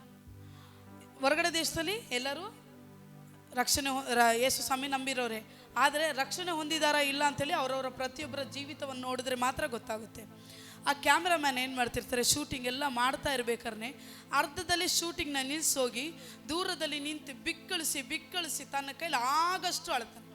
ಎಲ್ಲರೂ ಎದ್ದು ಬಿದ್ದು ಓಡೋಗಿ, ಏನಕ್ಕೆ ಅಳ್ತಾ ಇದೆಯಾ, ಏನಾಯಿತು, ಮನೇಲಿ ಏನಾದ್ರು ಸಮಸ್ಯೆನ? ಇಲ್ಲ, ಯೇಸು ಸ್ವಾಮಿ ನನಗೋಸ್ಕರ ಪಟ್ಟಿರುವಂಥ ಪಾಡುಗಳನ್ನು ನಾನು ನೆನೆಸಿ ನೋಡ್ತಾ ಇದ್ದೀನಿ, ಯೇಸು ಸ್ವಾಮಿ ನನಗೋಸ್ಕರ ಅನುಭವಿಸಿರುವಂಥ ನೋವನ್ನೇ ನೆನೆಸಿ ನೋಡ್ತಾ ಇದ್ದೀನಿ, ನಾನು ಮಾಡಿರುವಂಥ ಪ್ರತಿಯೊಂದು ಪಾಪಗಳನ್ನ ನೆನೆಸಿ ನೋಡ್ತಾ ಇದ್ದೀನಿ, ನನ್ನಿಂದ ನೋವು ಯಾರಿಗೆಲ್ಲ ಆಗಿದೆಯೋ ಅದನ್ನು ನೆನೆಸಿ ನೋಡ್ತಾ ಇದ್ದೀನಿ, ನನ್ನ ತಂದೆ ತಾಯಿಗಳಿಗೆ ನಾನು ಎಷ್ಟು ಅಗೌರವ ಸಲ್ಲಿಸಿದ್ದೀನಿ ನಾನು ನೋಡ್ತಾ ಇದ್ದೀನಿ, ನನ್ನ ಹೆಂಡತಿ ಹತ್ರ ನಾನು ಹೇಗೆ ನಡ್ಕೊಂಡೆ ನಾನು ನೋಡ್ತಾ ಇದ್ದೀನಿ, ನನ್ನ ಮಕ್ಕಳನ್ನ ನಾನು ಹೇಗೆ ವ್ಯವಹಾರ ಮಾಡಿದೆ ನಾನು ನೋಡ್ತಾ ಇದ್ದೀನಿ, ನನ್ನ ಅಕ್ಕಪಕ್ಕದವ್ರ ಜೊತೆ ನಾನು ಹೇಗಿದ್ದೆ ನಾನು ನೋಡ್ತಾ ಇದ್ದೀನಿ, ಎಲ್ಲವನ್ನ ನೋಡ್ತಾ ಇದ್ದೀನಿ, ನಾನು ಎಲ್ಲವನ್ನ ನೋಡ್ತಾ ಇದ್ದೀನಿ. ಯಾಕಂದರೆ ಯೇಸು ಸ್ವಾಮಿ ನನಗೋಸ್ಕರ ಶಿಲುಬೆಯಲ್ಲಿ ಚೆಲ್ಲಿದಂಥ ರಕ್ತ, ಆತನು ಶಿಲುಬೆಯಲ್ಲಿ ನನಗೋಸ್ಕರ ಕ್ಷಮಾಪಣೆ ಕೇಳಿದ್ದಾರೆ. ಆತನು ಶಿಲುಬೆ ಮೇಲೆ ನಿಂತುಕೊಂಡು ನನ್ನನ್ನು ಕ್ಷಮಿಸಿದ್ದಾನೆ. ಆ ಕ್ಷಮಾಪಣೆಯನ್ನು ನೋಡಬೇಕಾದ್ರೆ ನನ್ನಲ್ಲಿರುವಂಥ ಪಾಪ ಪ್ರಜ್ಞೆ, ನನ್ನಲ್ಲಿರುವಂಥ ಕ್ಷಮಾಪಣೆ ಇಲ್ಲದೇ ಇರುವಂಥ ಹೃದಯ ನನಗೆ ಹೊರಗಡೆ ಬರ್ತಾ ಇದೆ. ಆ ಮನುಷ್ಯನ ಪರಿಸ್ಥಿತಿ ಯೋಚನೆ ಮಾಡಿರಿ. ನಾವು ರಕ್ಷಣೆ ಹೊಂದಿದ್ದೀವಿ, ಇಷ್ಟು ವರ್ಷ ಸಭೆಯಲ್ಲಿದ್ದೇವೆ, ಬೈಬಲ್ ವಾಕ್ಯ ಓದ್ತೇವೆ, ಎಲ್ಲ ನಮಗೆ ಗೊತ್ತು. ನಾವು ಒಂದು ನಿಮಿಷ ಯೋಚನೆ ಮಾಡಿ ನೋಡಬೇಕು, ನಮ್ಮಿಂದ ಎಷ್ಟು ಜನಕ್ಕೆ ನೋವಾಗಿದೆ. ನಾವು ಹೋಗಿ ನಮ್ಮ ಹತ್ರ ಬಂದು ಇನ್ನೊಬ್ಬರು ಕ್ಷಮಾಪಣೆ ಕೇಳೋವರೆಗೂ ಯಾರು ವೆಯ್ಟ್ ಮಾಡಬಾರ್ದು. ನಮ್ಮಿಂದ ನಾವು ಯಾರಿಗೆ ನೋವು ಮಾಡಿದ್ದೀವೋ ನಾವು ಹೋಗಿ ಕ್ಷಮಾಪಣೆ ಕೇಳಬೇಕು. ಕೊನೆಯದಾಗಿ ಒಂದೇ ಒಂದು ಸ್ಟೋರಿ ಮಾತ್ರ ಹೇಳಿ ಮುಗಿಸ್ತೇನೆ. ಸಾಂಜಬದರೆ ಅಂಕಲ್ ಹತ್ರ ಒಬ್ಬ ಮನುಷ್ಯ ಬಂದು ಮಾತಾಡ್ತಾರೆ. ಏನು ಹೇಳ್ತಾರಂದರೆ, ಬ್ರದರ್, ನಾನು ದೇವರನ್ನು ನಂಬದೇ ಇರುವಂಥ ಮನುಷ್ಯ, ದೇವರನ್ನು ನಾನು ನಂಬದೇ ಇಲ್ಲ. ಪ್ರಕೃತಿನೇ ಎಲ್ಲವನ್ನು ನಡೆಯುತ್ತೆ, ಪ್ರಕೃತಿನೇ ಮಳೆ ಬರೆಸುತ್ತೆ, ಬಿಸಿಲು ಬರೆಸುತ್ತೆ, ಚಳಿ ಬರುತ್ತೆ. ನಮಗೆ ಅನಾರೋಗ್ಯ ಆದರೆ ಡಾಕ್ಟರ್ಸ್ಗಳು ನಮಗೆ ಹೆಲ್ಪ್ ಮಾಡ್ತಾರೆ, ನಾವು ಕೆಲಸ ಮಾಡಿದ್ರೆ ನಮಗೆ ಸಂಬಳ ಬರುತ್ತೆ, ನಾವು ಆರೋಗ್ಯವಾಗಿರ್ತೀವಿ, ಒಳ್ಳೆ ಜೀವನವನ್ನು ನಡೆಸ್ತೀವಿ ಅನ್ನೋದು ನನ್ನ ಕಲ್ಪನೆ. ನಾನು ದೇವರನ್ನು ನಂಬೋದಿಲ್ಲ. ಅವರೇನೆಂದರೆ ಎಲ್ಲ ಧರ್ಮ ಗ್ರಂಥಗಳು, ಅಂದರೆ ಭೂಮಿಯಲ್ಲಿರುವಂಥ ಎಲ್ಲ ಧರ್ಮ, ಆ ಧರ್ಮದಲ್ಲಿರುವಂಥ ಎಲ್ಲ ಬೈಬಲು, ಖುರಾನ್ ಆಗಿರಲಿ, ಭಗವದ್ಗೀತೆ ಆಗಿರಲಿ, ಇವುಗಳನ್ನು ತೆಗ್ದು ಅವುಗಳಲ್ಲಿ ಏನೆಲ್ಲ ಮಿಸ್ಟೇಕ್ಗಳಿದಾವೋ, ಇವರ ಯೋಚನೆಗೆ ಇದೆಲ್ಲ ತಪ್ಪು, ಇದೆಲ್ಲ ಹೀಗಲ್ಲ, ಅದನ್ನು ಬುಕ್ ಬರೀತಾ ಇದ್ರಂತೆ. ಒಂದು ಬಾರಿ ಬೈಬಲ್ನ ಬರೀತಾ ಇದ್ರಂತೆ. ಅವರಿಗೆ 3 ವರ್ಷದೊಂದು ಮಗು ಇತ್ತು. ಮಗುಗೆ ಇದ್ದಕ್ಕಿದ್ದ ಹಾಗೆ ಹುಷಾರಿಲ್ಲದೆ ಆಗ್ಬಿಡ್ತು. ಹಾಸ್ಪಿಟ್ಲಿಗೆ ಕರ್ಕೊಂಡೋಗಿದ್ದಾರೆ. ಮಗುಗೆ ಜಾಂಡೀಸ್ ವಿಪರೀತ ಆಗಿ ಮೈ ಫುಲ್ಲು ಹರಡ್ಬಿಟ್ಟಿದೆ. ನಾವು ಎಷ್ಟು ಪ್ರಯತ್ನ ಮಾಡೋದಕ್ಕಾಗುತ್ತೋ ನಾವು ಪ್ರಯತ್ನ ಮಾಡ್ತೇವೆ ಅಂತ ಹೇಳಿದ್ರು. 3 ದಿವಸ ಆಗೋಯ್ತು. ಎಷ್ಟು ಪ್ರಯತ್ನ ಮಾಡಿದ್ರು, ಎಷ್ಟು ಡಾಕ್ಟರ್ ಟ್ರೀಟ್ಮೆಂಟ್ ಕೊಟ್ಟರು, ಜಾಂಡೀಸು 1% ಕಮ್ಮಿ ಆಗಿಲ್ಲ. ಡಾಕ್ಟ್ರ್ ಹೇಳಿದ್ರಂತೆ ರಾತ್ರಿ 10 ಗಂಟೆಗೆ, ಮಧ್ಯರಾತ್ರಿ 1 ಗಂಟೆ ಅಷ್ಟೊತ್ತಿಗೆ ನಿಮ್ಮ ಮಗು ಸತ್ತೋಗ್ಬಿಡುತ್ತೆ. ನಮ್ಮಿಂದ ಆದಂಥ ಪ್ರಯತ್ನವನ್ನು ನಾವು ಮಾಡಿದ್ದೇವೆ, ಮುಂದೆ ದೇವರೇ ನಿಮ್ಮ ಮಗನ ಕಾಪಾಡಬೇಕು. ಇರೋದು ಒಬ್ಬನೇ ಮಗ, ಅವನು ಇನ್ನೇನು 1 ಗಂಟೆ ಅಷ್ಟೊತ್ತಿಗೆ ಸತ್ತೋಗ್ತಾನೆ. ಈಗ ಆಲ್ರೆಡಿ 12 ಗಂಟೆ ಆಗೋಗ್ಬಿಟ್ಟಿದೆ. ಯಾಕೆಂದರೆ ಡಾಕ್ಟ್ರ್ ಹತ್ರ ಎಲ್ಲ ಮಾತಾಡಿ ಎಲ್ಲ ಮುಗಿಸೋದ್ರೊಳಗೆ ರಾತ್ರಿ ಕರೆಕ್ಟಾಗಿ 12 ಗಂಟೆ ಆಗಿದೆ. ಇನ್ನು 1 ಅವರಲ್ಲಿ ನಿಮ್ಮ ಮಗ ಸತ್ತೋಗ್ಬಿಡ್ತಾನೆ ಅಂತ ಹೇಳಿದ್ದಾರೆ. ಆ ತಂದೆ ಪರಿಸ್ಥಿತಿ ಯೋಚನೆ ಮಾಡಿರಿ, ಆ ತಾಯಿ ಪರಿಸ್ಥಿತಿ ಯೋಚನೆ ಮಾಡಿರಿ. ನಮಗೆ ಯಾರಾದರೂ ನಮ್ಮ ಮಕ್ಕಳ ಬಗ್ಗೆ ಆ ಮಾತಂದರೆ ನಮಗೇನಾಗುತ್ತೆ? ಸಹಿಸಲಾರ್ದ ದುಃಖ. ಒಂದು ಕ್ಷಣ ನಮ್ಮ ಮಕ್ಕಳು ಹುಟ್ಟಿದ್ರಿಂದ ಬೆಳೆದಿದ್ದರಿಂದ ಅವ್ರು ಆಟ ಆಡಿದ್ದು, ಅವರಿಗೆ ಕೊಡಿಸಿದ್ದು, ತಿನ್ನಿಸಿದ್ದು ಎಲ್ಲ ಜ್ಞಾಪಕ ಬರುತ್ತೆ. ಅದೇ ರೀತಿ ಇವ್ರಿಗೆಲ್ಲ ಜ್ಞಾಪಕ ಬಂತು. ಇವರಿಗೆ ದುಃಖ ತಡೀಲಿಕ್ಕಾಗದೆ ಹಾಸ್ಪಿಟ್ಲಿಂದ ಹೊರಗಡೆ ಬಂದು ಅಳ್ತಾ ಇದ್ದಾರೆ. ಅವ್ರ ಕಿವಿಯಲ್ಲಿ ಒಂದೇ ಮಾತು ಬರ್ತಾ ಇರೋದು, ನಮ್ಮ ಕೈಲಾದದನ್ನು ಮಾಡಿದ್ವಿ, ದೇವರು ನಿನ್ನ ಮಗನ ಉಳಿಸಿದ್ರೆ ಉಳಿಸಲಿ. ಈ ಮಾತು ಮಾತ್ರನೇ ಅವ್ರ ಕಿವಿಯಲ್ಲಿ ಕೇಳ್ತಾ ಇದೆ. ಅವ್ರ ಕಣ್ಣಲ್ಲಿ ನೀರು ತುಂಬಿಕೊಂಡು ಕಣ್ಣು ಮಂಜು ಆಗ್ತಾ ಇದೆ. ದೂರದಲ್ಲಿ ಒಂದು ಕೆಂಪು ಕಲರ್ ಶಿಲುಬೆ ಕಾಣ್ತಾ ಇದೆ ಅವರಿಗೆ. ಆ ಶಿಲುಬೆನ ನೋಡ್ತಾ ಇದ್ದಾರೆ. ಅವರು ಆ ಶಿಲುಬೆನ ನೋಡಿಕೊಂಡೆ ಹಾಗೇ ನಡ್ಕೊಂಡೋಗಿ ಚರ್ಚ್ ಮುಚ್ಚಿ, ರಾತ್ರಿ 12 ಗಂಟೆ ಮೇಲೆ 10 ಗಂಟೆವರೆಗೂ ಕೆಲವೊಂದು ಕಡೆ ಚರ್ಚ್ ಬಿಚ್ಚಿರ್ತಾರೆ. ಚರ್ಚ್ ಡೋರ್ ಕ್ಲೋಸ್ ಆಗಿದೆ. ಆ ಚರ್ಚ್ ಬಾಗಿಲು ಮುಂದೆ ಬಿದ್ದು, ನನ್ನನ್ನು ಕ್ಷಮಿಸು, ನಾನು ಮಾಡಿದಂಥ ತಪ್ಪುಗಳನ್ನ ಕ್ಷಮಿಸು, ನನ್ನ ಮಗನ ಕಾಪಾಡು, ಕ್ಷಮಾಪಣೆಯನ್ನು ಕೇಳಿದ್ರಂತೆ. ಕೇಳ್ತಾ ಇರ್ಬೇಕಾದ್ರೆ ಒಬ್ಬ ಮನುಷ್ಯ ಅವ್ರ ಬೆನ್ನ ಮೇಲೆ ಕೈ ಇಟ್ಟಿದ್ದಾರಂತೆ. ಹೇಳ್ತಿದ್ದಾರಂತೆ, ನೀನೇನೆಲ್ಲ ತಪ್ಪು ಮಾಡಿದ್ಯಾ, ಅದಕ್ಕೆಲ್ಲ ಕ್ಷಮಾಪಣೆ ಕೇಳು. ಆ ಮನುಷ್ಯ ಕ್ಷಮಾಪಣೆಗೆ ಹೇಳ್ಕೊಡ್ತಾ ಇದ್ದಾರಂತೆ. ಕ್ಷಮಿಸ್ತಾ ಇದ್ದಾರಂತೆ. ಕ್ಷಮಾಪಣೆ ಕೇಳ್ತಾ ಇದ್ದಾರೆ. ಕಣ್ಣಲ್ಲಿ ನೀರು ಹರಿತಾ ಇದೆ. ಕಣ್ಣಲ್ಲಿ ನೀರು ನಿಲ್ತಾ ಇಲ್ಲ. ತನ್ನ ಮಗನ ನೆನೆಸ್ಕೊಂಡು ಇಲ್ಲಿ ಈ ಮನುಷ್ಯ, ಈ ವ್ಯಕ್ತಿ ಬೆನ್ನ ಮೇಲೆ ಕೈ ಇಟ್ಕೊಂಡಿದ್ದಾರಲ್ಲ, ಅವ್ರು ಹೇಳ್ಕೊಡೋಂಥ ಪ್ರತಿಯೊಂದು ವಿಷಯಕ್ಕೆ ಕ್ಷಮಾಪಣೆ ಕೇಳ್ತಾ ಇದ್ದಾರೆ. ಕಣ್ಣು ಬಿಡೋಕ್ಕಾಗದೆ ಟೈಮ್ ಎಷ್ಟೊತ್ತಾಗ್ಬಿಡ್ತೋ, ನನ್ನ ಮಗ ಸತ್ತೋಗ್ಬಿಟ್ಟಿರ್ತಾನೆ, ಅವನು ಹೆಣ ಎತ್ತಬೇಕಲ್ಲ ನನ್ನ ಕೈಯಲ್ಲಿ ಅಂಥೇಳಿ ಕಣ್ಣು ಬಿಚ್ಚಿ ನೋಡಿದ್ರೆ ಆಲ್ರೆಡಿ 4 ಗಂಟೆ. ಅವ್ರ ಮಗ ಸಾಯ್ತೀನಿ ಅಂತ ಹೇಳಿದ್ದು 1 ಗಂಟೆಗೆ. ಇವ್ರು ಕಣ್ಣು ಬಿಚ್ಚಿ ಚರ್ಚ್ ಮುಂದೆ ಕಣ್ಣು ಬಿಚ್ಚಿ ನೋಡ್ಬೇಕಾದ್ರೆ ಟೈಮು 4 ಗಂಟೆ. ಕಣ್ಣೆಲ್ಲ ಒರೆಸ್ಕೊಂಡು ನನ್ನ ಹೆಂಡ್ತಿನ ಹೇಗೆ ಸಮಾಧಾನ ಮಾಡ್ತೀನೋ ನನಗೆ ಗೊತ್ತಿಲ್ಲ ಅಂತೇಳಿ ನೆನೆಸ್ಕೊಂಡೆ ಹಾಸ್ಪಿಟ್ಲ್ ಹತ್ರ ಬಂದು ಅವ್ರ ರೂಮ್ ಹತ್ರ ಹೋಗಿ ನೋಡಿದ್ರೆ ಮಗು ಆಟ ಆಡ್ತಾ ನಗಾಡ್ತಾ ಇದೆಯಂತೆ. ಏನಕ್ಕೆ ಇಷ್ಟು ಸಂತೋಷ? ಮಗು ಆಟ ಆಡ್ತಿದೆ, ಏನಾಯ್ತು ಅಂತ ಕೇಳಿದಾಗ ಕರೆಕ್ಟಾಗಿ 1 ಗಂಟೆಗೆ ಮಗುಗೆ ಇದ್ದಂಥ ಜಾಂಡಿಸು ಸಡನ್ಲಿ ಇಲ್ಲದೆ ಹೋಗ್ಬಿಡ್ತು. ಮಗು ಆರೋಗ್ಯವಾಗಿದೆ. ಡಾಕ್ಟರ್ ಚೆಕ್ ಮಾಡಿಬಿಟ್ಟು ಮಗು ಆರೋಗ್ಯವಾಗಿದ್ದಾನೆ, ಇನ್ಮೇಲೆ ಇವನಿಗೆ ಯಾವ ತೊಂದರೆನೂ ಇಲ್ಲ.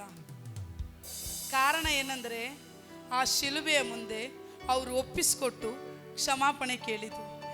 ಅವರಿಂದ ಆದಂಥ ತಪ್ಪುಗಳಿಗೋಸ್ಕರ ಕ್ಷಮಾಪಣೆ, ಅವರು ಮಾಡಿದಂಥ ಪಾಪಗಳಿಗೋಸ್ಕರ ಕ್ಷಮಾಪಣೆ. ಅಲ್ಲಿ ನಿಂತ್ಕೊಂಡು ಯಾರು ಹೇಳ್ಕೊಡ್ತಾ ಇದ್ದಿದ್ದು ಗೊತ್ತಾ? ಪವಿತ್ರ ಆತ್ಮನು. ಅದೇ ರೀತಿ ನಾವು ತಪ್ಪು ಮಾಡಬೇಕಾದ್ರೂ ನಾವು ತಪ್ಪು ಮಾಡಬಾರ್ದು, ನಮ್ಮ ತಪ್ಪುಗಳಿಗೋಸ್ಕರ ಕ್ಷಮಾಪಣೆ ಕೇಳೋದನ್ನು ನಮಗೆ ಹೇಳ್ಕೊಡೋದು ಪವಿತ್ರ ಆತ್ಮನು. ಯಾಕಂದರೆ ಆತನು ನಮ್ಮ ಸಹಾಯಕನು. ನಮಗೋಸ್ಕರ ಯೇಸು ಸ್ವಾಮಿಯು ಕಳಿಸಿಕೊಟ್ಟದು, ನಮಗೋಸ್ಕರ ತಂದೆ ಆದ ದೇವರು ಕಳಿಸಿಕೊಟ್ಟದು ಪವಿತ್ರ ಆತ್ಮನು. ಆ ಪವಿತ್ರಾತ್ಮನು ನಮ್ಮ ಜೀವನದಲ್ಲಿ ಇರೋವರೆಗೂ ನಮಗೆ ಯಾವುದೇ ತಪ್ಪುಗಳನ್ನು ಮಾಡೋದಕ್ಕೆ ಧೈರ್ಯ ಬರೋದಿಲ್ಲ. ಆದರೆ ಏನಂದರೆ ದೇವರು, ತಂದೆಯಾದೇವರು, ಪವಿತ್ರಾತ್ಮನು, ಯೇಸು ಸ್ವಾಮಿ ನಮ್ಮನ್ನು ಆಶೀರ್ವಾದ ಮಾಡದೆ, ನಮ್ಮ ಜೀವನದಲ್ಲಿ ಬದಲಾವಣೆ ಇಲ್ಲದೆ, ನಮಗೆ ಯಾವುದೇ ಕಾರ್ಯದಲ್ಲಿ ಏನು ನಡೀದೇ ಇದ್ದರೆ ಕಾರಣ ಏನಂದರೆ ನಮ್ಮಿಂದ ನೋವಾದವರ ಬಳಿಯಲ್ಲಿ ನಾವು ಕ್ಷಮಾಪಣೆ ಕೇಳಿಲ್ಲ ಅನ್ನೋದೇ ಮೊದಲನೇದು. ನಾವು ಮೊದಲು ಕ್ಷಮಾಪಣೆ ಕೇಳಬೇಕು. ಕೊನೆಯದಾಗಿ ಏನಂದರೆ ಯೇಸು ಸ್ವಾಮಿ 40 ದಿನ ಭೂಮಿಯಲ್ಲಿ ಇರಬೇಕಾದ್ರೆ, ಸತ್ತು ಮೃತ್ಯುಂಜಯನಾಗಿ ಎದ್ದ ಮೇಲೆ 40 ದಿವಸ ಭೂಮಿಯಲ್ಲಿ ಇರಬೇಕಾದ್ರೆ, ಕೊನೆಯದಾಗಿ ಎಲ್ಲರಿಗೂ ಅವರು ಹೇಗೆ ಸಾಯ್ತಾರೆ, ಏನೇನು ನಡೆಯುತ್ತೆ, ಭೂಮಿಯಲ್ಲಿ ಏನೇನು ನಡೆಯುತ್ತೆ ಎಲ್ಲದನ್ನು ಎಲ್ಲ ಶಿಷ್ಯರಿಗೆ ವಿವರಿಸ್ತಾ ಹೇಳ್ತಾ ಇರ್ತಾರೆ. ಇದರಲ್ಲಿ ಪೇತ್ರನ್ ಏನು ಮಾಡ್ತಾನಂದರೆ, ಯೇಸು ಸ್ವಾಮಿ ಪರಲೋಕಕ್ಕೆ ಹೋಗ್ತಾ ಬರ್ತಾರೋದ್ರಿಂದ ಮಧ್ಯದಲ್ಲಿ ಯೇಸು ಸ್ವಾಮಿನ ಅವ್ರು ನೋಡಲ್ಲ. ಪೇತ್ರನ್ ಏನು ಮಾಡ್ತಾನೆ, ಇಲ್ಲ ಎಷ್ಟು ದಿವಸ ನಾವು ಹೀಗೆ ಇರೋದು, ಸರಿ ನಾವು ಮೀನು ಹಿಡಿಯೋಕ್ಕೆ ಹೋಗೋಣ. ಹೋಗ್ತಾರೆ. ಯೇಸು ಸ್ವಾಮಿ ಅಲ್ಲಿ ಇರ್ತಾರೆ. ಕೊನೆಗೆ ಮೀನು ಹಿಡಿಯೋ ಸ್ಥಳದಲ್ಲಿ ಹೋದ್ವಾರ ವಾಕ್ಯ ಕೇಳಿರ್ತೀವಿ ಇದನ್ನು. ಯೇಸು ಸ್ವಾಮಿ ಅವರಿಗೆಲ್ಲ ಊಟ ಎಲ್ಲ ಕೊಟ್ಟಾದಮೇಲೆ ಪೇತ್ರನ ಬಳಿಯಲ್ಲಿ ಕೇಳ್ತಾರೆ, ಯೋಹಾನನ ಮಗನಾದ ಸೀಮೋನನೇ, ಅಲ್ಲಿ ಉಳಿದಿರೋ ಶಿಷ್ಯರೆಲ್ಲ ಇರ್ತಾರೆ. ಇದನ್ನು ನೀವು ಜ್ಞಾಪಕ ಇಟ್ಕೊಳ್ರಿ, ನಿಮ್ಮ ಮುಂದೆ ಇದು ನಡೀತಾ ಇದೆ ಅಂತ ತಿಳ್ಕೊಳ್ರಿ. ಎಲ್ಲರಿದ್ದಾರೆ. ಯೇಸು ಸ್ವಾಮಿ ಯಾರಿಗೆ ಕೇಳ್ತಾರೆ? ಪೇತ್ರನಿಗೆ ಮಾತ್ರ ಕೇಳ್ತಾರೆ. ಯೋಹಾನನ ಮಗನಾದ ಸೀಮೋನನೇ, ನನ್ನ ಮೇಲೆ ಮಮತೆ ಇಟ್ಟಿದ್ದೀಯಾ? ಧೈರ್ಯವಾಗಿ ಅವನು ಹೇಳ್ತಾನೆ, ಹೌದು ಸ್ವಾಮಿ, ನಾನು ನಿನ್ನ ಮೇಲೆ ಮಮತೆ ಇಟ್ಟಿದ್ದೀನಿ. ಹಾಗಾದರೆ ನನ್ನ ಕುರಿಗಳನ್ನು ಮೇಯಿಸು. ಒಂದು ಸ್ವಲ್ಪ ಹೊತ್ತು ಗ್ಯಾಪ್ ಆಗುತ್ತೆ, ಸೈಲೆಂಟಾಗಿರುತ್ತೆ. ಮತ್ತೆ ಯೇಸು ಸ್ವಾಮಿ ಕೇಳ್ತಾರೆ, ಯೋಹಾನನ ಮಗನಾದ ಸೀಮೋನನೇ, ನನ್ನ ಮೇಲೆ ಮಮತೆ ಇಟ್ಟಿದ್ದೀಯೋ? ಒಂದು ಸೆಕೆಂಡ್ ಅವನು ಯೋಚನೆ ಮಾಡ್ತಾನೆ. ಹೌದು ಸ್ವಾಮಿ, ನಿನ್ನ ಮೇಲೆ ಮಮತೆ ಇಟ್ಟಿದ್ದೇನೆ. ವಾಯ್ಸು ಸ್ಲೋ ಆಗುತ್ತೆ. ಹಾಗಾದರೆ ನನ್ನ ಕುರಿಗಳನ್ನ ಮೇಯಿಸು. ಮತ್ತೆ ಅಲ್ಲಿ ಸೈಲೆಂಟ್ ಆಗುತ್ತೆ. ಮತ್ತೆ ಯೇಸು ಸ್ವಾಮಿ ಕೇಳ್ತಾರೆ, ಯೋಹಾನನ ಮಗನಾದ ಸೀಮೋನನೇ ಅಂದಿದ ತಕ್ಷಣ ಪೇತ್ರನಿಗೆ ತಲೆಯಿಂದ ಕಾಲುವರೆಗೂ ಬೇವ್ತೋಗ್ಬಿಡುತ್ತೆ. ಏನು ಕೇಳ್ತಾರೋ ಗೊತ್ತಿಲ್ಲ, ನಾನು ಏನು ಮಾಡಿದೆ ಗೊತ್ತಿಲ್ಲ. ಯೇಸು ಸ್ವಾಮಿ 2 ಸಲ ಕೇಳ್ಬಿಟ್ರು, ನನ್ನ ಮೇಲೆ ಮಮತೆ ಇಟ್ಟಿದ್ದೀಯೋ, ನನ್ನ ಮೇಲೆ ಮಮತೆ ಇಟ್ಟಿದ್ದೀಯೋ, ನನ್ನ ಮೇಲೆ ಮಮತೆ ಇಟ್ಟಿದ್ದೀಯೋ. 3ನೇ ಸಲ ಏನೋ ಕೇಳ್ತಾ ಇದ್ದಾರೆ. ಎಲ್ಲಿ ನಾನು ತಪ್ಪಿದ್ದೀನಿ ಗೊತ್ತಿಲ್ಲ, ಎಲ್ಲಿ ನಾನು ಎಡವಿದ್ದೀನಿ ಗೊತ್ತಿಲ್ಲ, ನಾನು ಏನು ಮಾಡಿದೆ ಅಂತ ಗೊತ್ತಿಲ್ಲ. ಅವನು ಯೋಚನೆ ಮಾಡ್ತಾನೇ ಇರ್ತಾನೆ. ಅವಾಗ ಯೇಸು ಸ್ವಾಮಿ ಕೇಳ್ತಾರೆ, ಸೈಲೆಂಟಾಗಿ ಕೇಳ್ತಾರೆ, ಜೋರ ಕೂಗಾಡಲ್ಲ, ಏನಿಲ್ಲ. ಯೋಹಾನನ ಮಗನಾದ ಸೀಮೋನನೇ, ನನ್ನ ಮೇಲೆ ಮಮತೆ ಇಟ್ಟಿದ್ದೀಯೋ? 3ನೇ ಸಲ ಕೇಳಬೇಕಾರೆ ಅವನಿಗೆ ಇದ್ದಿದ್ದ ಭಯ, ಅವನಿಗೆ ಇದ್ದಿದ್ದ ಹೆದರಿಕೆಗೆ ಅವನು ಅವಾಗಲೇ ಓಡಿದೋಗ್ಬಿಟ್ಟು ಅಳ್ತಾ ಹೇಳ್ತಾನೆ, ಸ್ವಾಮಿ ನೀನೇ ಬಲ್ಲೆ, ಹಾಗಾದರೆ ನನ್ನ ಕುರಿಗಳನ್ನು ಮೇಯಿಸು ಅಂತ ಹೇಳ್ತಾರೆ. ಅದೇ ರೀತಿ ಇಲ್ಲಿ ಬಂದಿರುವಂಥ ಪ್ರತಿಯೊಬ್ಬರನ್ನ ನಿಮ್ಮ ತಂದೆ ಹೆಸರನ್ನ ಹೇಳಿ. ಏನು ಹೆಸರು ಹೇಳೋದು? ಸರಿ, ಕೃಷ್ಣಸ್ವಾಮಿ ಮಗನಾದ ಪಾಸ್ಟರ್ KM ಕುಮಾರ್, ನೀನು ನನ್ನ ಮೇಲೆ ಮಮತೆ ಇಟ್ಟಿದ್ದೀಯೋ? ಪಾಸ್ಟರ್ ಏನು ಹೇಳಬೇಕು? ಹೌದು ಸ್ವಾಮಿ, ನಿನ್ನ ಮೇಲೆ ಮಮತೆ ಇಟ್ಟಿದ್ದೇನೆ. ಹಾಗಾದರೆ ನೀನು ಕ್ಷಮಿಸುವವರನ್ನು ಕ್ಷಮಿಸು, ಕ್ಷಮಾಪಣೆ ಕೇಳುವವರ ಬಳಿಯಲ್ಲಿ ಹೋಗಿ ಕ್ಷಮಾಪಣೆ ಕೇಳು, ನಿನ್ನ ಮನಸ್ಸಿನಲ್ಲಿರುವಂಥ ಕಹಿ ಭಾವನೆಯನ್ನು ಹೊರಗಡೆ ಹಾಕು. ಈಗ ಹೇಳ್ತಾರೆ. 2ನೇ ಸಾರಿ ಕೇಳ್ತಾರೆ, ಪಾಸ್ಟರ್ ಕುಮಾರ್ ಮಗನಾದ ಮನೋವ, ನೀನು ನನ್ನ ಮೇಲೆ ಮಮತೆ ಇಟ್ಟಿದ್ದೀಯೋ? ಹಾಗಾದರೆ ನೀನು ಕ್ಷಮಾಪಣೆ ಕೇಳುವವರ ಬಳಿಯಲ್ಲಿ ಮೊದಲು ಹೋಗು, ಕ್ಷಮಾಪಣೆ ಕೇಳು. ನೀನು ಕ್ಷಮಿಸುವವರನ್ನು ನೀನು ಹೋಗಿ ಮೊದಲು ಕ್ಷಮಿಸು. ನಿನ್ನ ಮನಸ್ಸಿನಲ್ಲಿರುವ ಕಹಿ ಭಾವನೆಯನ್ನು ನೀನು ಬಿಡು. ಹಾಗಾದರೆ ನನ್ನ ಕುರಿಗಳನ್ನು ಕಾಯಿ. ಈಗ ಮಧ್ಯದಲ್ಲಿ ಯೇಸು ಸ್ವಾಮಿ ನಿಂತಿದ್ದಾರೆ. ಈ ಶಿಲುಬೆಯನ್ನು ನೋಡ್ರಿ. ನಿಮ್ಮ ಪ್ರತಿಯೊಬ್ಬರ ಹೆಸರನ್ನು ಹೇಳಿ ಕೇಳ್ತಾ ಇದ್ದಾರೆ, ನನ್ನ ಮೇಲೆ ಮಮತೆ ಇಟ್ಟಿದ್ದೀಯೋ? ಹಾಗಾದರೆ ನಿಮ್ಮಲ್ಲಿರುವಂಥ ಕಹಿ ಭಾವನೆಯನ್ನು ಮೊದಲು ಬಿಡ್ರಿ. ನೀವು ಪ್ರತಿಯೊಬ್ಬರ ಬಳಿಯಲ್ಲಿ ಹೋಗಿ ಕ್ಷಮಾಪಣೆ ಕೇಳ್ರಿ. ನೀವು ಪ್ರತಿಯೊಬ್ಬರ ಬಳಿಯಲ್ಲಿರುವಂಥ ಕ್ಷಮಾಪಣೆಯನ್ನು ಕೇಳಿಕೊಂಡು ನೀವು ಮತ್ತೊಬ್ಬರನ್ನು ಕ್ಷಮಿಸ್ರಿ. ಆಗ ನಾನು ನಿಮ್ಮನ್ನು ಆಶೀರ್ವದಿಸ್ತೇನೆ. ಕಣ್ಗಳನ್ನು ಮುಚ್ಚೋಣವಾ? ಎಲ್ಲರ ಕಣ್ಗಳನ್ನು ಮುಚ್ಚಿ ನಿಮ್ಮ ಎದೆ ಮೇಲೆ ನಿಮ್ಮ ಕೈಗಳನ್ನು ಇಡ್ರಿ. ಯೇಸುವೆ, ನಾನು ಯಾರ್ಯಾರನ್ನೆಲ್ಲ ನೋಯಿಸಿದ್ದೀನೋ ಅವರ ಬಳಿಯಲ್ಲಿ ಹೋಗಿ ಮೊದಲು ನಾನು ಕ್ಷಮಾಪಣೆ ಕೇಳ್ತೇನೆ. ನಾನು ಮೊದಲು ಹೋಗಿ ಎಲ್ಲರ ಹತ್ರ ಕ್ಷಮಾಪಣೆ ಕೇಳ್ತೇನೆ. ನನ್ನನ್ನು ಕ್ಷಮಿಸು. ಮನೆಯಲ್ಲಿ ಕೂತ್ಕೊಂಡು ಲೆಕ್ಕ ಹಾಕ್ರಿ. ಯಾರ್ಯಾರಿಗೆಲ್ಲ ನಮಗೆ ನೋವಾಗಿದೆ, ಯಾರ್ಯಾರಿಗೆಲ್ಲ ನಾನು ನೋಯಿಸಿದ್ದೀನಿ, ನಾವು ನಡೆಯುವಂಥ ಕೆಲಸದಲ್ಲಿ ಒಬ್ಬರಿಗೆ ಒಳ್ಳೇದು ಮಾಡೋಕ್ಕೋಗಿ ಇನ್ನೊಬ್ಬರಿಗೆ ಯಾರಿಗೆಲ್ಲ ನಾನು ನೋಯಿಸಿದ್ದೀನಿ. ದೇವರೇ, ನನ್ನನ್ನು ಕ್ಷಮಿಸು. ನಾನು ಅವರ ಬಳಿಯಲ್ಲಿ ಹೋಗಿ ಕ್ಷಮಾಪಣೆ ಕೇಳ್ತೇನೆ. ನಾನು ಅವರನ್ನು ಕ್ಷಮಿಸ್ತೇನೆ. ನನ್ನಲ್ಲಿ ಅವರಿಗೆ ಇರುವಂಥ ಕಹಿ ಭಾವನೆಯನ್ನು ನಾನು ಬಿಡ್ತೇನೆ. ಯೇಸು ಸ್ವಾಮಿ ಬಲಿಪೀಠದಿಂದ ನಿಮ್ಮ ಪ್ರತಿಯೊಬ್ಬರನ್ನ ನೋಡ್ತಾ ಇದ್ದಾರೆ. ಆತ ನೋಡ್ತಾ ಕೇಳ್ತಾ ಇರೋದು ಒಂದೇ ವಿಷಯ, ನನ್ನ ಮೇಲೆ ಮಮತೆ ಇಟ್ಟಿದ್ದೀರೋ? ನನ್ನ ಮೇಲೆ ಮಮತೆ ಇಟ್ಟಿದ್ದೀರೋ?